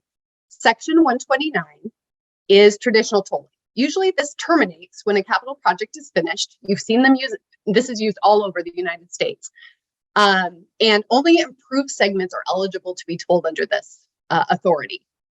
This only requires an MOU with the Federal Highway Administration for audit purposes. So essentially what I'm telling you here is ODOT already has the authority to toll with using Section 129. And they intend to do that and toll all lanes of the Abernathy and Tualatin bridges when they are reconstructed and seismically upgraded. So they already have the authority to do the Section 129 tolling. They also plan to use the same authority to toll the Boone Bridge in Wilsonville. So the other type of tolling, congestion pricing they're looking at, would fall under this other authority, which is VPPP, Value Pricing Pilot Program. This can be permanent, this type of tolling. Its purpose is to reduce congestion. It doesn't require improvements to be built, so no capital projects have to be built. And it requires a cooperative agreement with FHWA and formal approval from the Transportation Secretary. So a higher level of approval. That cooperative agreement will require regional support. So it's a much higher bar for approval, and it's different. So while they have a foot in the door to get that congestion pricing going because they have a spot in this pilot program, it requires much more approval. So they don't have the outright authority like they do for the Section 129 traditional tolling. So I know you might have questions about that, and I can answer them at the end. I'm going to move on and share this, which is the latest urban mobility strategy map. This shows basically the two different tolling programs going on. So you can see I've added some labels there. The navy blue lines that you see on all of I-5 and most of 205 are value pricing only. So that's under that VPPP authority. That's the Regional Mobility Pricing Project, all these acronyms. And you can see the 205 project is indicated as having value pricing and traditional tolling. So that one is the 7-mile stretch there in Westland, Oregon City area that we're all so familiar with and we've been talking about. That will be using the Section 129 authority up front. And I've indicated on the Boone Bridge project, Section 129 authority as well. So this is the big plan that they have so far. So next I want to share with you quick slide on committee structure. So a lot of decisions are going to be made in the near future. And this has been going on for 2 years, but we're barreling towards some decision points. So I just wanted to share this. You've seen a version of this before. This has been updated. This was shared at RTAC last week. So basically, the Oregon Transportation Commission is making it, they're the tolling authority in Oregon that was designated in House Bill 3055. So you can see a lot of arrows are pointing up, eventually getting to the OTC. ODOT is kind of in the middle of all of this. They're responsible for project development, NEPA, and delivery of the projects. And you can see there are some arrows and committees that are leading up to ODOT, like the Regional Toll Advisory Committee that you talked about and made appointments for earlier tonight. That committee is going to be directing Director Strickler from ODOT and giving feedback that he will carry forward to the OTC. I also wanted to point out just quickly that JPAC and Metro Council are shown on the side because they have a unique role as the MPO. They will be giving feedback to ODOT on the tolling, but they also have a direct line to the US DOT and FHWA due to their role. And that will mostly come through approving MTIP amendments. And sorry for another acronym, that's Metropolitan Transportation Improvement Program. Anytime dollars are programmed for capital in the region, they need to go through JPAC. So that gives them a special authority. So just pointing that out. And the last thing I want to call out on this slide, well, actually there are two. One is EMAC. That's the Equity and Mobility Advisory Committee. We've talked about them before here. Really important in this process. ODOT is trying to do things in a new way because they recognize historical harm caused by the way they did their processes in the past. So they're trying to incorporate equity early and often. The last thing I want to point out is the State Toll Rulemaking Advisory Committee, or STRAC. This committee was recently seated. They appointed, I guess is the right term. They had their first meeting last Friday. It was a 6-hour meeting. I watched part of it. It was actually quite fascinating. It is recorded. I believe they have them online. This is the roster for it. There are people on this roster who live in Clackamas County, Washington County, as well as Multnomah County, and some people from in statewide roles. This group is really important. They are going to advise the OTC directly on the customer interaction and operation rules, vehicle rates, low-income program, and exemption rules, as well as providing feedback on the I-205 toll project rate schedule rules. So this committee, really important. I just said a lot of words, but I wanted you to see all of this and see these names. These are the folks that will be having a very important role in making these rules that will affect us all. So this is a fun slide at 8:30 at night. It's big, it's messy. This just starts to show you how complicated this is and how many things are going on. This slide attempts to show the timelines for both the I-205 toll project, which are the blue squares, and the Regional Mobility Pricing Project, which are the magenta squares, and how those are all working together. So it's intense and complicated, and they're working really quickly to try and get everything done. But I'll just share for 205. They are getting really close to releasing the draft EA as Trent provided earlier or shared earlier. We're expecting that to hit sometime in mid-February. When that hits, you're going to have 45 days for a public comment period. They're working to try and get tolling online, and you can see it indicated with the Navy star on the top there towards the end. They plan to initiate pre-completion toll collection for I-205, that's a mouthful, at the end of 2024. And I just want to note, pre-completion toll collection means they're going to start collecting tolls before they start building the rest of the project, phase 2 of the project. So they'll turn the tolls on, then they'll start construction. And then RMPP, Regional Mobility Pricing Program, they're in NEPA right now. They're moving through that. They're hoping to drop the draft DA for that in Q4 of this year, and hoping to get tolling online for that by the end of 2025. Okay, so there's been some really big documents dropped, and Trent, I'm gonna ask for your help right now to drop some things in the chat for all our friends at C4. There's been a couple big documents that have dropped recently. These documents could be seen as homework or an opportunity to get a head start if you want to understand what's going to be coming out in the EA. These two documents are the Level 2 Traffic and Revenue Analysis, and the other one is the Transportation Technical Report. So I'm going to have Trent drop the links for those in the chat so you guys can check them out. We can also email them later if you're interested. I want to call out that the Transportation Technical Report has a ton of analysis, but it's actually a good report and it's easy to read. So if you have time and you want to check it out, please do. I have shared that, or your staff probably all have it, but I wanted you to have it too.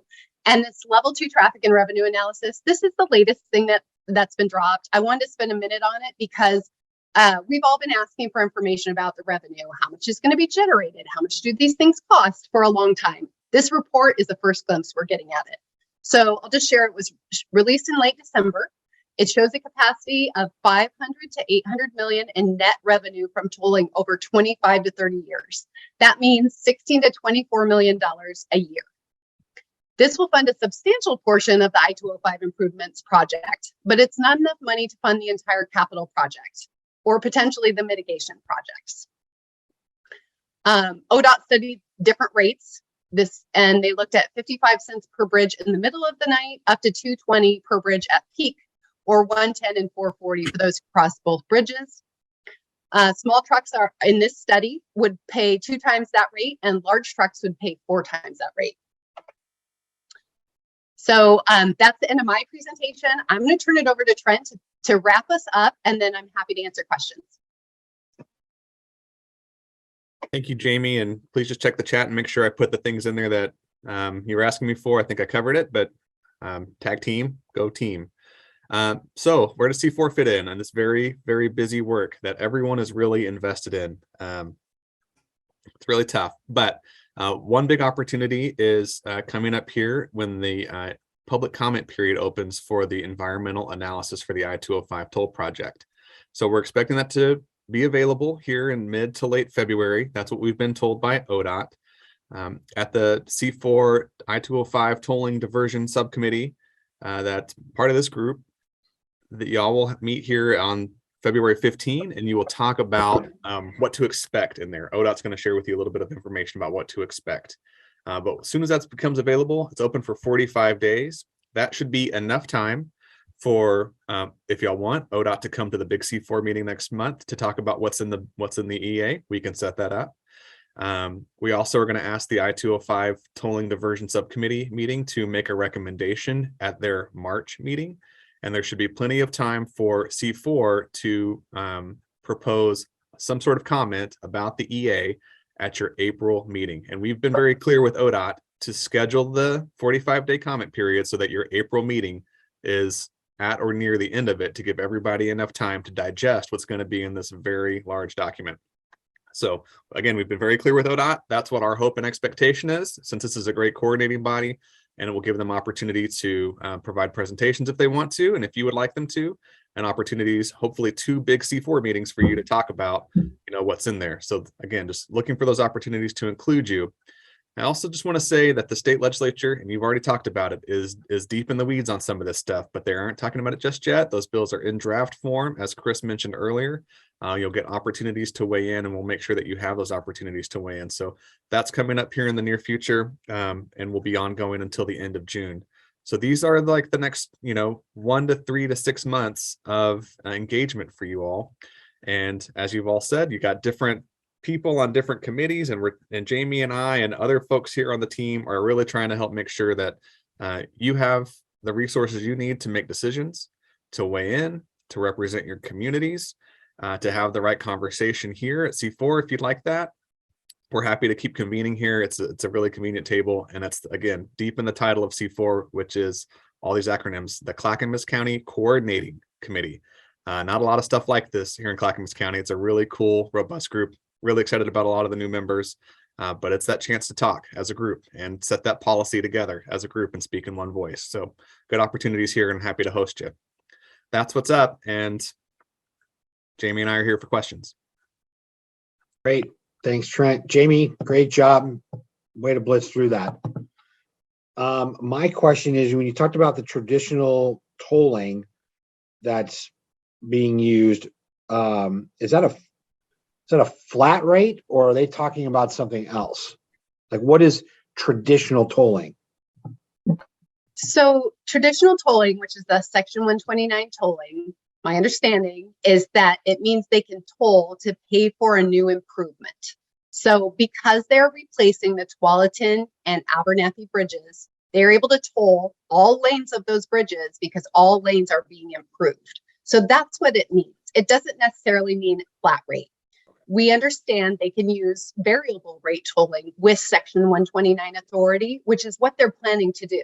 So certain times a day will cost more and certain times a day will cost less based on their understanding of the traffic patterns. Okay, thank you. Mm-hmm. Rory. Thank you, Mayor, and thank you, Jamie. I have two questions for you. I'll start with the first one, which is, I've heard that this EA was going to be released potentially like last month or even at the end of 2022. Now it's being pushed off even more. What are you hearing about why it's being delayed longer? Great question. It feels like a lot of the things have been delayed. This is a really technical, challenging project. And so I think what we have heard when we've asked that question is that the review process with FHWA is taking much longer than they had anticipated. That is what they have shared with us. Okay, interesting. Good to know. And then the last question is, I guess if ODOT kind of has the authority to toll under the legal section of federal law you pointed out, what's left for us to be able to impact going forward? Is it through this EA and potentially EIS? Yes, thanks again for the question. That is my understanding.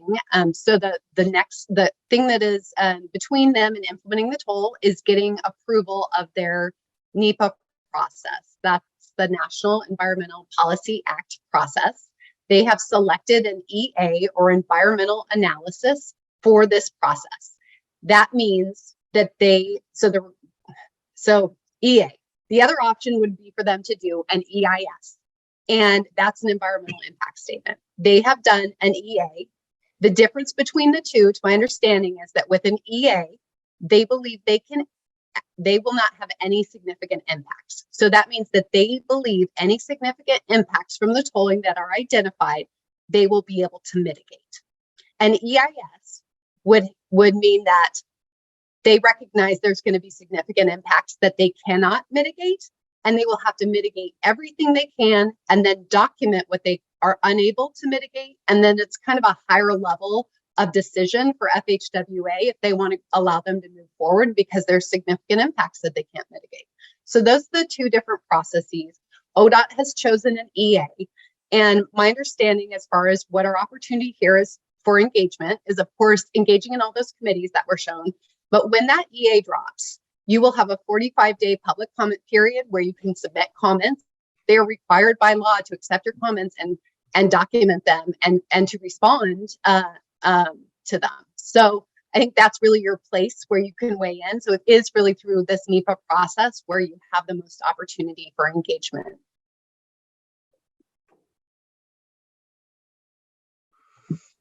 Commissioner Savas.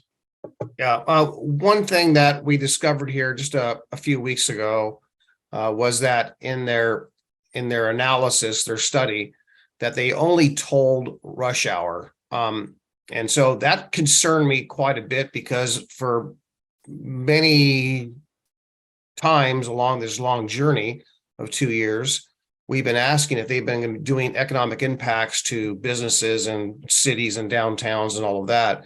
And the answer was yes, but I will wait to see when the study drops, if they really did that, but I don't know if they really didn't look at the traffic analysis at any other time but rush hour. The people will be incentivized to divert and reroute around the tolls 24 hours a day, 7 days a week, which is a far greater share. So certain downtowns like Oregon City and West Lynn and even Gladstone to some effect and others are going to be impacted with that diversion. And it does not appear that they actually evaluated that, because their answer was no, they only did the traffic study at rush hour times.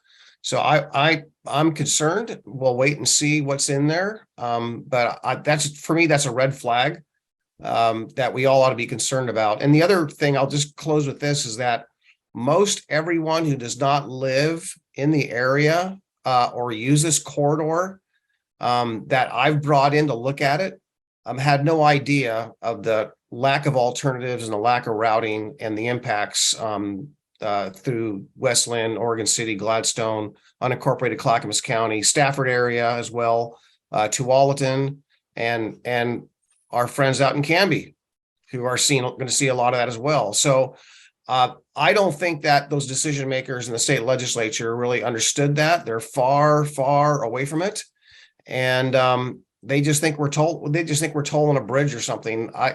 Again, maybe it's right or riper or more appropriate in different areas around here, but not along this corridor.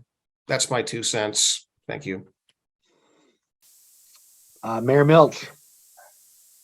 Jamie, I'd like to know how broad is the scope of the impacts that would be studied in the environmental analysis that they're proposing to do? Are they looking at matters of equity? Are they looking at strictly diversion? Are they looking at impact on climate change? How far does it go, and how many different levels of possible factors would have an impact on what the decision is? Great question. Thank you for that. So it is very broad. I would direct you to a link that Trent put in the chat, which is to the ODOT tolling library page. Or even Google 205 toll ODOT, and you'll come to the project page. There is a whole bunch of documents there. They're looking at all of those things. They're looking at air quality, climate, impacts to fish, impacts to humans. They're looking at all the different things. So they have a bunch of different reports. They also came up with an area of influence, so you can see all of that. And they have a different area of influence for all of the different considerations. So it shows basically a boundary. This is where we're looking, and these are the things we're looking at. So all of that is on the webpage. And if you want to take some time and check it out, I just wanted to say I'm always available to support you all if you have questions. I know many of you have staff that are deeply engaged on this, but we're here to help. So if you review things and then you have more questions, please follow up with us through Trent. I'm happy to help anytime. Amy, thank you. Mayor Milch, thank you for the question. I think Rory's question about where do we get to have impact next was a great question to ask. And I think, as the EA comes down and we have that 45-day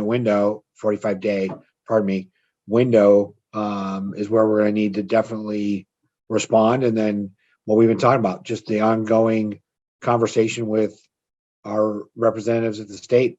That's the only things I see that we can be really kind of hammering on to this point. I mean, am I missing something in that regards, Jamie?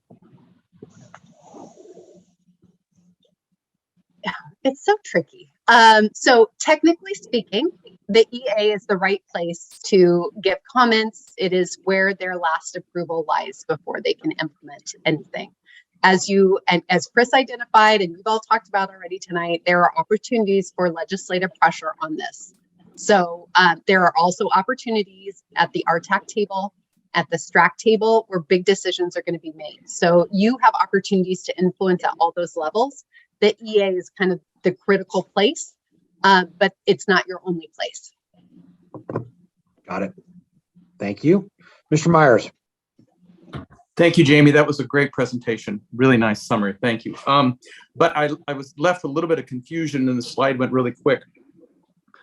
Did you say that under traditional tolling, there is insufficient money to complete the Abernathy project as it currently sits? And so they have to dip into some type of congestion pricing in order to pay for that entire project. Do I have that right? Oh, that's a tricky question as well. So I don't know if you have that right. The fact is that we don't know. What we do know, I'm going to start with that, is what was shared on the slide of what's in that level 2 traffic and revenue analysis report, which is they anticipate the I-205 toll project to generate between $500 and $800 million in the next 25 to 30 years. That is not enough money to pay for the improvements project. And that is without, to my understanding, that is without mitigations. And I believe it's without operation and administration of the toll process itself, the program. So there will be additional money needed to do that. And when we have asked that question, we have not received an answer as to where that money will come from. So that is a big question. I don't know if it would come from the congestion pricing of the rest of the region. That is not the impression I'm getting. The impression I'm getting is that it would need to come from somewhere else, but I don't know where. I think that's a great question to be asking of your legislators and also of ODOT. What I don't understand is it seems like under traditional tolling, by definition, it would fund itself, right? It's tautological. You would put a toll in order to make it sufficient to pay for the project that you're looking to pay for. So I'm wondering if there's a little bit of gameplay here that pulls Abernathy into something that, strictly speaking, isn't exactly necessary. The EA is really towards the congestion pricing, not the traditional. Is that right? So I guess I just don't understand how that works together. Well, so, and maybe Mayor Bielostowski can help with this because he's been really doing a lot of work around this recently and learning. But my understanding is that's it within the next 25 to 30 years. That's how much money will be generated.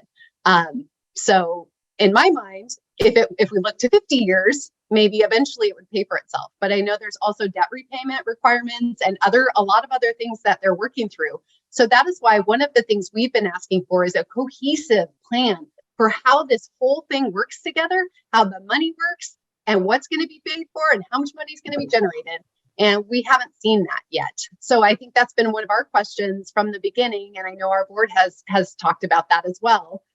We haven't received that, but we would really love to see that. Show us the plan and how it works, how much revenue is generated, where does it go, and what gets paid for. We don't have the answers to those questions. So again, a great question and something I think that would be really well suited for your legislators and for the ODOT staff. Well, and thank you. Sorry, I'll jump in there and then I'll go to Councilor McLean and then hit you other gentlemen. That's what when we had ODOT in Canby, we were asking that question, Jamie, and you and I were talking about that, was that this to me and all these little conversations they keep coming around and having is purely a dog and pony show in terms of a thin veil of we care and we're going to help mitigate this and so on, when the numbers just don't pencil out that they're even going to get to the mitigation piece. So said, what do they call that game when you're in New York City? Maybe they play it in Portland. I don't know. Oh, 3-card Monty, right? Shell game. Yeah. Rory, go ahead. Thank you, Mayor. I was just going to add that these numbers, the 500 to 800 million, came out for the first time at RTAC in response to some questioning that Commissioner Savas, Mayor Bubenek, and I kind of asked, and it took a lot of rephrasing of the question to get to the point. But it really seems like these numbers are things that ODOT doesn't want to talk about. So we have to just keep asking and pressing, where's the diversion funding going to come from? Because when we first asked the question, I said, like, how much is it? How much are we short on the project? They said they didn't know. And then they eventually said that's going to bring in 500 to 800 million. Then we had to ask again, well, what's the time frame for that 500, 800 million? Is that per year? Then they said over 30 years. So we just have to keep honing in on this and asking about it and kind of drilling down, because this is new numbers that we've just learned a few weeks ago. So we definitely need to figure out where that diversion money is going to come from, what the plan is. But I just wanted to add that for context because that's where the numbers came at RTAC. That's great. Fantastic. All right. We are at 10 minutes of Trent, you're waving at me. Yeah, I just want to encourage you to that question of like, how can you be more effective? What do you want to do? And you're a coordinating body. So I'm going to ask you that question. How can you be more effective? What would you like to do? And how can we help you do it? So I'm putting that on you because here in a month, we're going to start talking about, we're going to have the EA, hopefully, and you're going to know more information. You've been thinking about this for a long time. You have strong feelings, many of you do, about what's on tolling. How does C4 want to be engaged? How do you want to have a unified voice about this? What's that going to be? Do you need to ask nuanced questions about if you're going to oppose tolling? What does that mean? If you want to take a nuanced approach, what does that mean? Happy to help you facilitate that conversation and those questions, but you have a chance to be coordinated and speaking in one voice about this. And let me encourage you, y'all have been doing that for the last 1.5 or 2 years. And the region has been aligned with your comments because y'all have taken a very constructive and nuanced approach to this. And that's been good. And things have changed. More information is coming out, and that could change how you approach this. So there are the committees, and that's great. But y'all are being effective in many ways, including the legislators are hearing you. The Joint Transportation Committee just a couple of weeks ago spoke with ODOT, and they were very clear. ODOT has a communication problem. People don't feel heard. And that is coming from many of you sharing that information with legislators. And so there are things that you can do as a group through coordination, through your communication that we can help you with. Think about that over this next month and let us know. Come back to the next meeting with ideas on how we can move that forward. Because it's not just those committees. There are other approaches to this that maybe we're not thinking about. And we're here to help you sort of drive those forward. But this is that coordinating table. This is that opportunity. This is the place where you can have that opportunity as a group to say, how will Clackamas County as a team go forward on this? Think about that for the I-205 project. Think about that for the RMPP regional toll project. They're different and they're the same.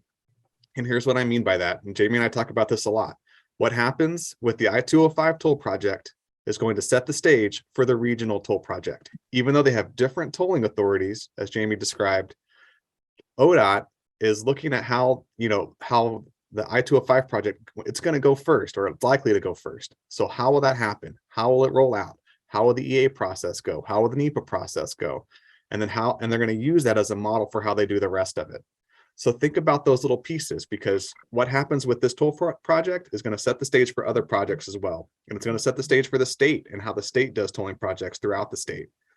So a lot of things hinge on this I-205 project. And if they're going to get it right, they need you as a group, as elected officials, as cities, as jurisdictions, as the county, to be collaborating with them for this to be a successful project. That's my opinion, but that's also my recommendation to you. Think about what you can do as a group, as a coordinating body, to be effective and communicate that voice. Mayor Fitzgerald. Thank you.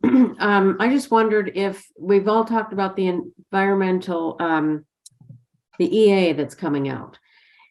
And how do we speak with legislators? Would it be, since we don't have that document yet, would it be fair to put a kind of a flag out there and maybe a request to our legislators that we would like to have a definitive analysis of the EA when it comes out with respect to what information we are missing?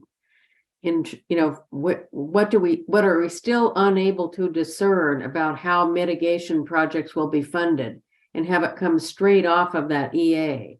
But maybe if we get prepared for that now, we can be kind of quick on the mark after we get it. Does that make any sense? Chair, if I may, I just wanted to add a little, I guess, background. Our understanding is the NEPA process, while it does do the level 2 traffic and revenue analysis, it requires that. The NEPA process doesn't look at the revenue. So ODOT's approach to funding the mitigation is not going to be resolved through the EA.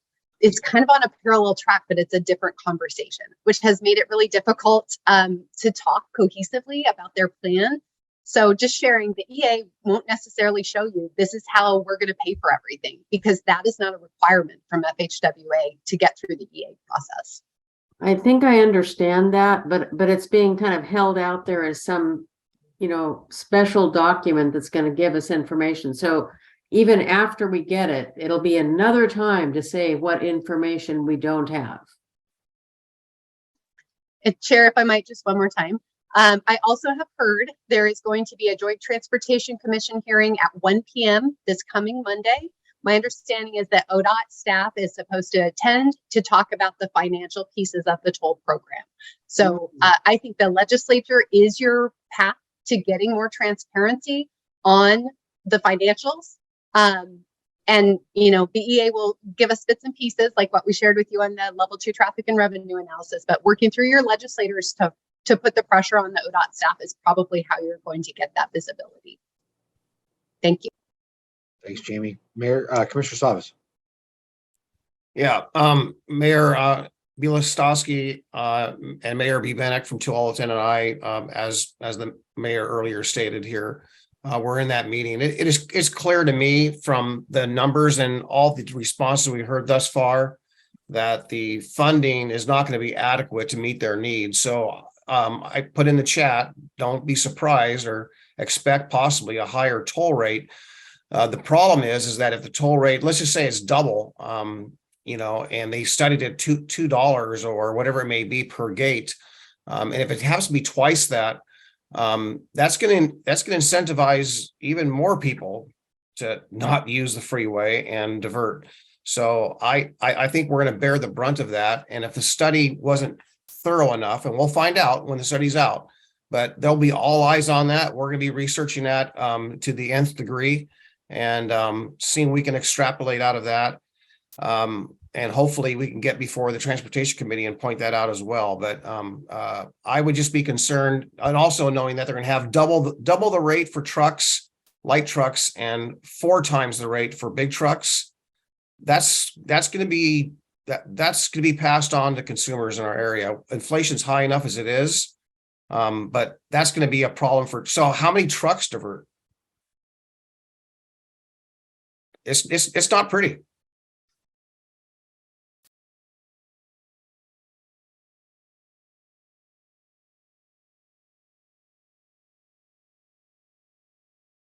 All right, Mr. Myers, and then Mr. McLean.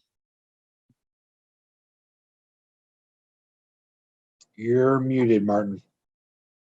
Every time that ODOT has been before us, we've had the very same problem of pulling out information, almost like you're cross-examining a hostile witness. I do think that we should have ODOT come, or OTC come, probably ODOT come. I think we should be very parsimonious on how much time we give them to present to us. I think we should leave a very large space of time for us to ask questions of them. The other thing I recollect back to a June diversion meeting that I attended, and I remembered that there was absolutely no agreement, at least what I could see, on the basic consensus of what needed to be mitigated against in terms of diversion traffic and what did not. I was just wondering if there's any further process on bringing those two concepts together, how a particular city, for instance, sees a mitigation needed at a particular intersection and how ODOT may not. And I'm wondering whether or not how to define what needs to be mitigated and how much money it may be would be something of a leverage or tipping point for us to focus on. Thank you. Chair, if I might just quickly. Yep. So if you decide to spend some time looking at the transportation technical report, which was linked in there, all of the mitigations that are being proposed by ODOT are in there. So it talks about each of them, it talks about the trigger and the methodology for why they're identifying what needs to be mitigated, and it talks about what they're proposing. And I'm not saying that those were agreed upon. As Mayor Hodson mentioned, I attended, we attended the Canby mitigation meeting. I attended most of the other meetings. I would say there was not agreement at any of the meetings I attended on the mitigations being proposed. So I think there's a lot of work there and definitely an opportunity for you all to weigh in. You also have the diversion subcommittee, and I'll defer to Trent to talk about this, but they have been meeting and they have been diving in deep, and some members I see around the table the mitigation pieces. So I think there's opportunity there as well. Two quick points that I'll throw out there. One, and I brought this up before, the experts have said, now the experts in this matter have said that diversion would only last historically in areas where tolling has been implemented for 12 to 18 months. And that they would then people would return to their normal travel patterns. That's the experts. So if that's what they're going off of, then there is a good chance that the mitigation piece is very low on the priority list. Second piece I would throw out there, and a good friend of mine put this out there to me, is that ODOT will probably not pay 100% of the mitigation pieces. So cities need to be aware or leery of what is that going to mean for the cities to either some sort of percentage involvement in the mitigation piece. Just throwing it out there. That might be something that we put on our list of inquiring questions that we'll ask ODOT in March. All right, Trent, do you have enough to go on? Plenty. I think Mr. McLean, oh, you missed him. You called his name, but I think you forgot to call him. I'm sorry. Thank you, Trent. Mr. McLean, sorry about that. Yeah, there was a mention by Jamie that the state has some debt service to already take care of in response to some of this tolling that's going to go on. I'm just wondering what has already been proposed, and also has the state considered it all, maybe before implementing this tolling, getting some of the mitigation plans, road improvements, things ahead of time done before they go ahead and throw that in there. Because I saw one thing that said potentially somebody could be looking at an $8 trip with their car, because there's going to be, in this variable tolling, not only just the regular tolling rate they're talking about, but also recouping the cost of all of the construction, cameras, all that type of thing that they want to put in. So we're going to have a double effect for a while. And if that gets put in instantly, I think you're going to see everybody head for a side road. Also, has the state utilized or even given any thought to maybe doing transportation revenue bonds or even general obligation bonds to provide for some of these construction projects that might mitigate this tolling right out of the start? And can the tolling be, if it turns out to be so impactful on people's decisions to use the highways, can it be automatically reduced down to keep them on the highway? I know they say they have variable pricing in there, but is it a complete, absolute solid commitment to having tolling at its fullest potential right off the start? It seems to me that maybe they got a little bit of the cart before the horse here in some areas. Thank you. Well, that was a lot of questions all at once. So I don't think I'm going to do it justice responding, but what I would encourage you to do is write down all the questions you just asked me, and all of you, as you're reviewing these materials, as you're sitting there thinking about this, as you're having conversations with people in your communities, please write down your questions and bring them when ODOT comes to your March meeting and ask those questions. And if you don't get them answered there, I highly recommend that you reach out to ODOT staff. They are willing to have conversations. There is Travis Brower is the finance manager. He is the one that is managing a lot of these funding pieces. He understands and can articulate very clearly what they're able to articulate. So Travis Brower is a good resource. But I will say, this gets complicated, but the reason they were able to start construction on the Abernathy Bridge, which is under construction right now, is because in House Bill 3055, they made that penny that was set aside for the Rose Quarter, they made that flexible so that ODOT could bond against that to get started on construction for the Abernathy Bridge, because it was shovel ready and they wanted to get it going. So that is why they already have debt service owed, because they borrowed against that penny. So just, I can answer that one right off the bat. So that piece is in the mix. Now their plan is want to pay for that with toll revenue, because that penny was originally allocated to the Rose Quarter, which of course is a hugely expensive project that they're going to need to get started on as well. So I'm not going to try and answer all your questions, but please write them down. Please bring them to the next meeting. Please call and ask ODOT. They have a huge team of consultants and people working on this that would be happy to sit with you and answer your questions. So please leverage those resources. Jamie, great job as always. Thank you. Thanks for having me. I appreciate everyone trying to stump Jamie, and she took all of our curveballs really, really well. Trent, is there anything else that you need right now? Thank you. Just a reminder that Jamie works for Clackamas County. Clackamas County is not implementing tolling. ODOT is implementing tolling. We're here to help you ask those right questions and bring the right people to C4 to help you be successful. So just let us know how we can help. Well, I think we've got some good pieces laid out potentially for the next meeting. And I think there was a lot of note taking by everyone. So yeah, formulate your questions. Let's see if we can get maybe somebody from ODOT to our meeting in March, and see how that goes. Okay. All right. I'm not seeing anything else. Trent's got everything he needs and then some. Jamie, thank you as always, everyone. I'm going to say we're adjourned. Have a great evening, and talk to everybody soon.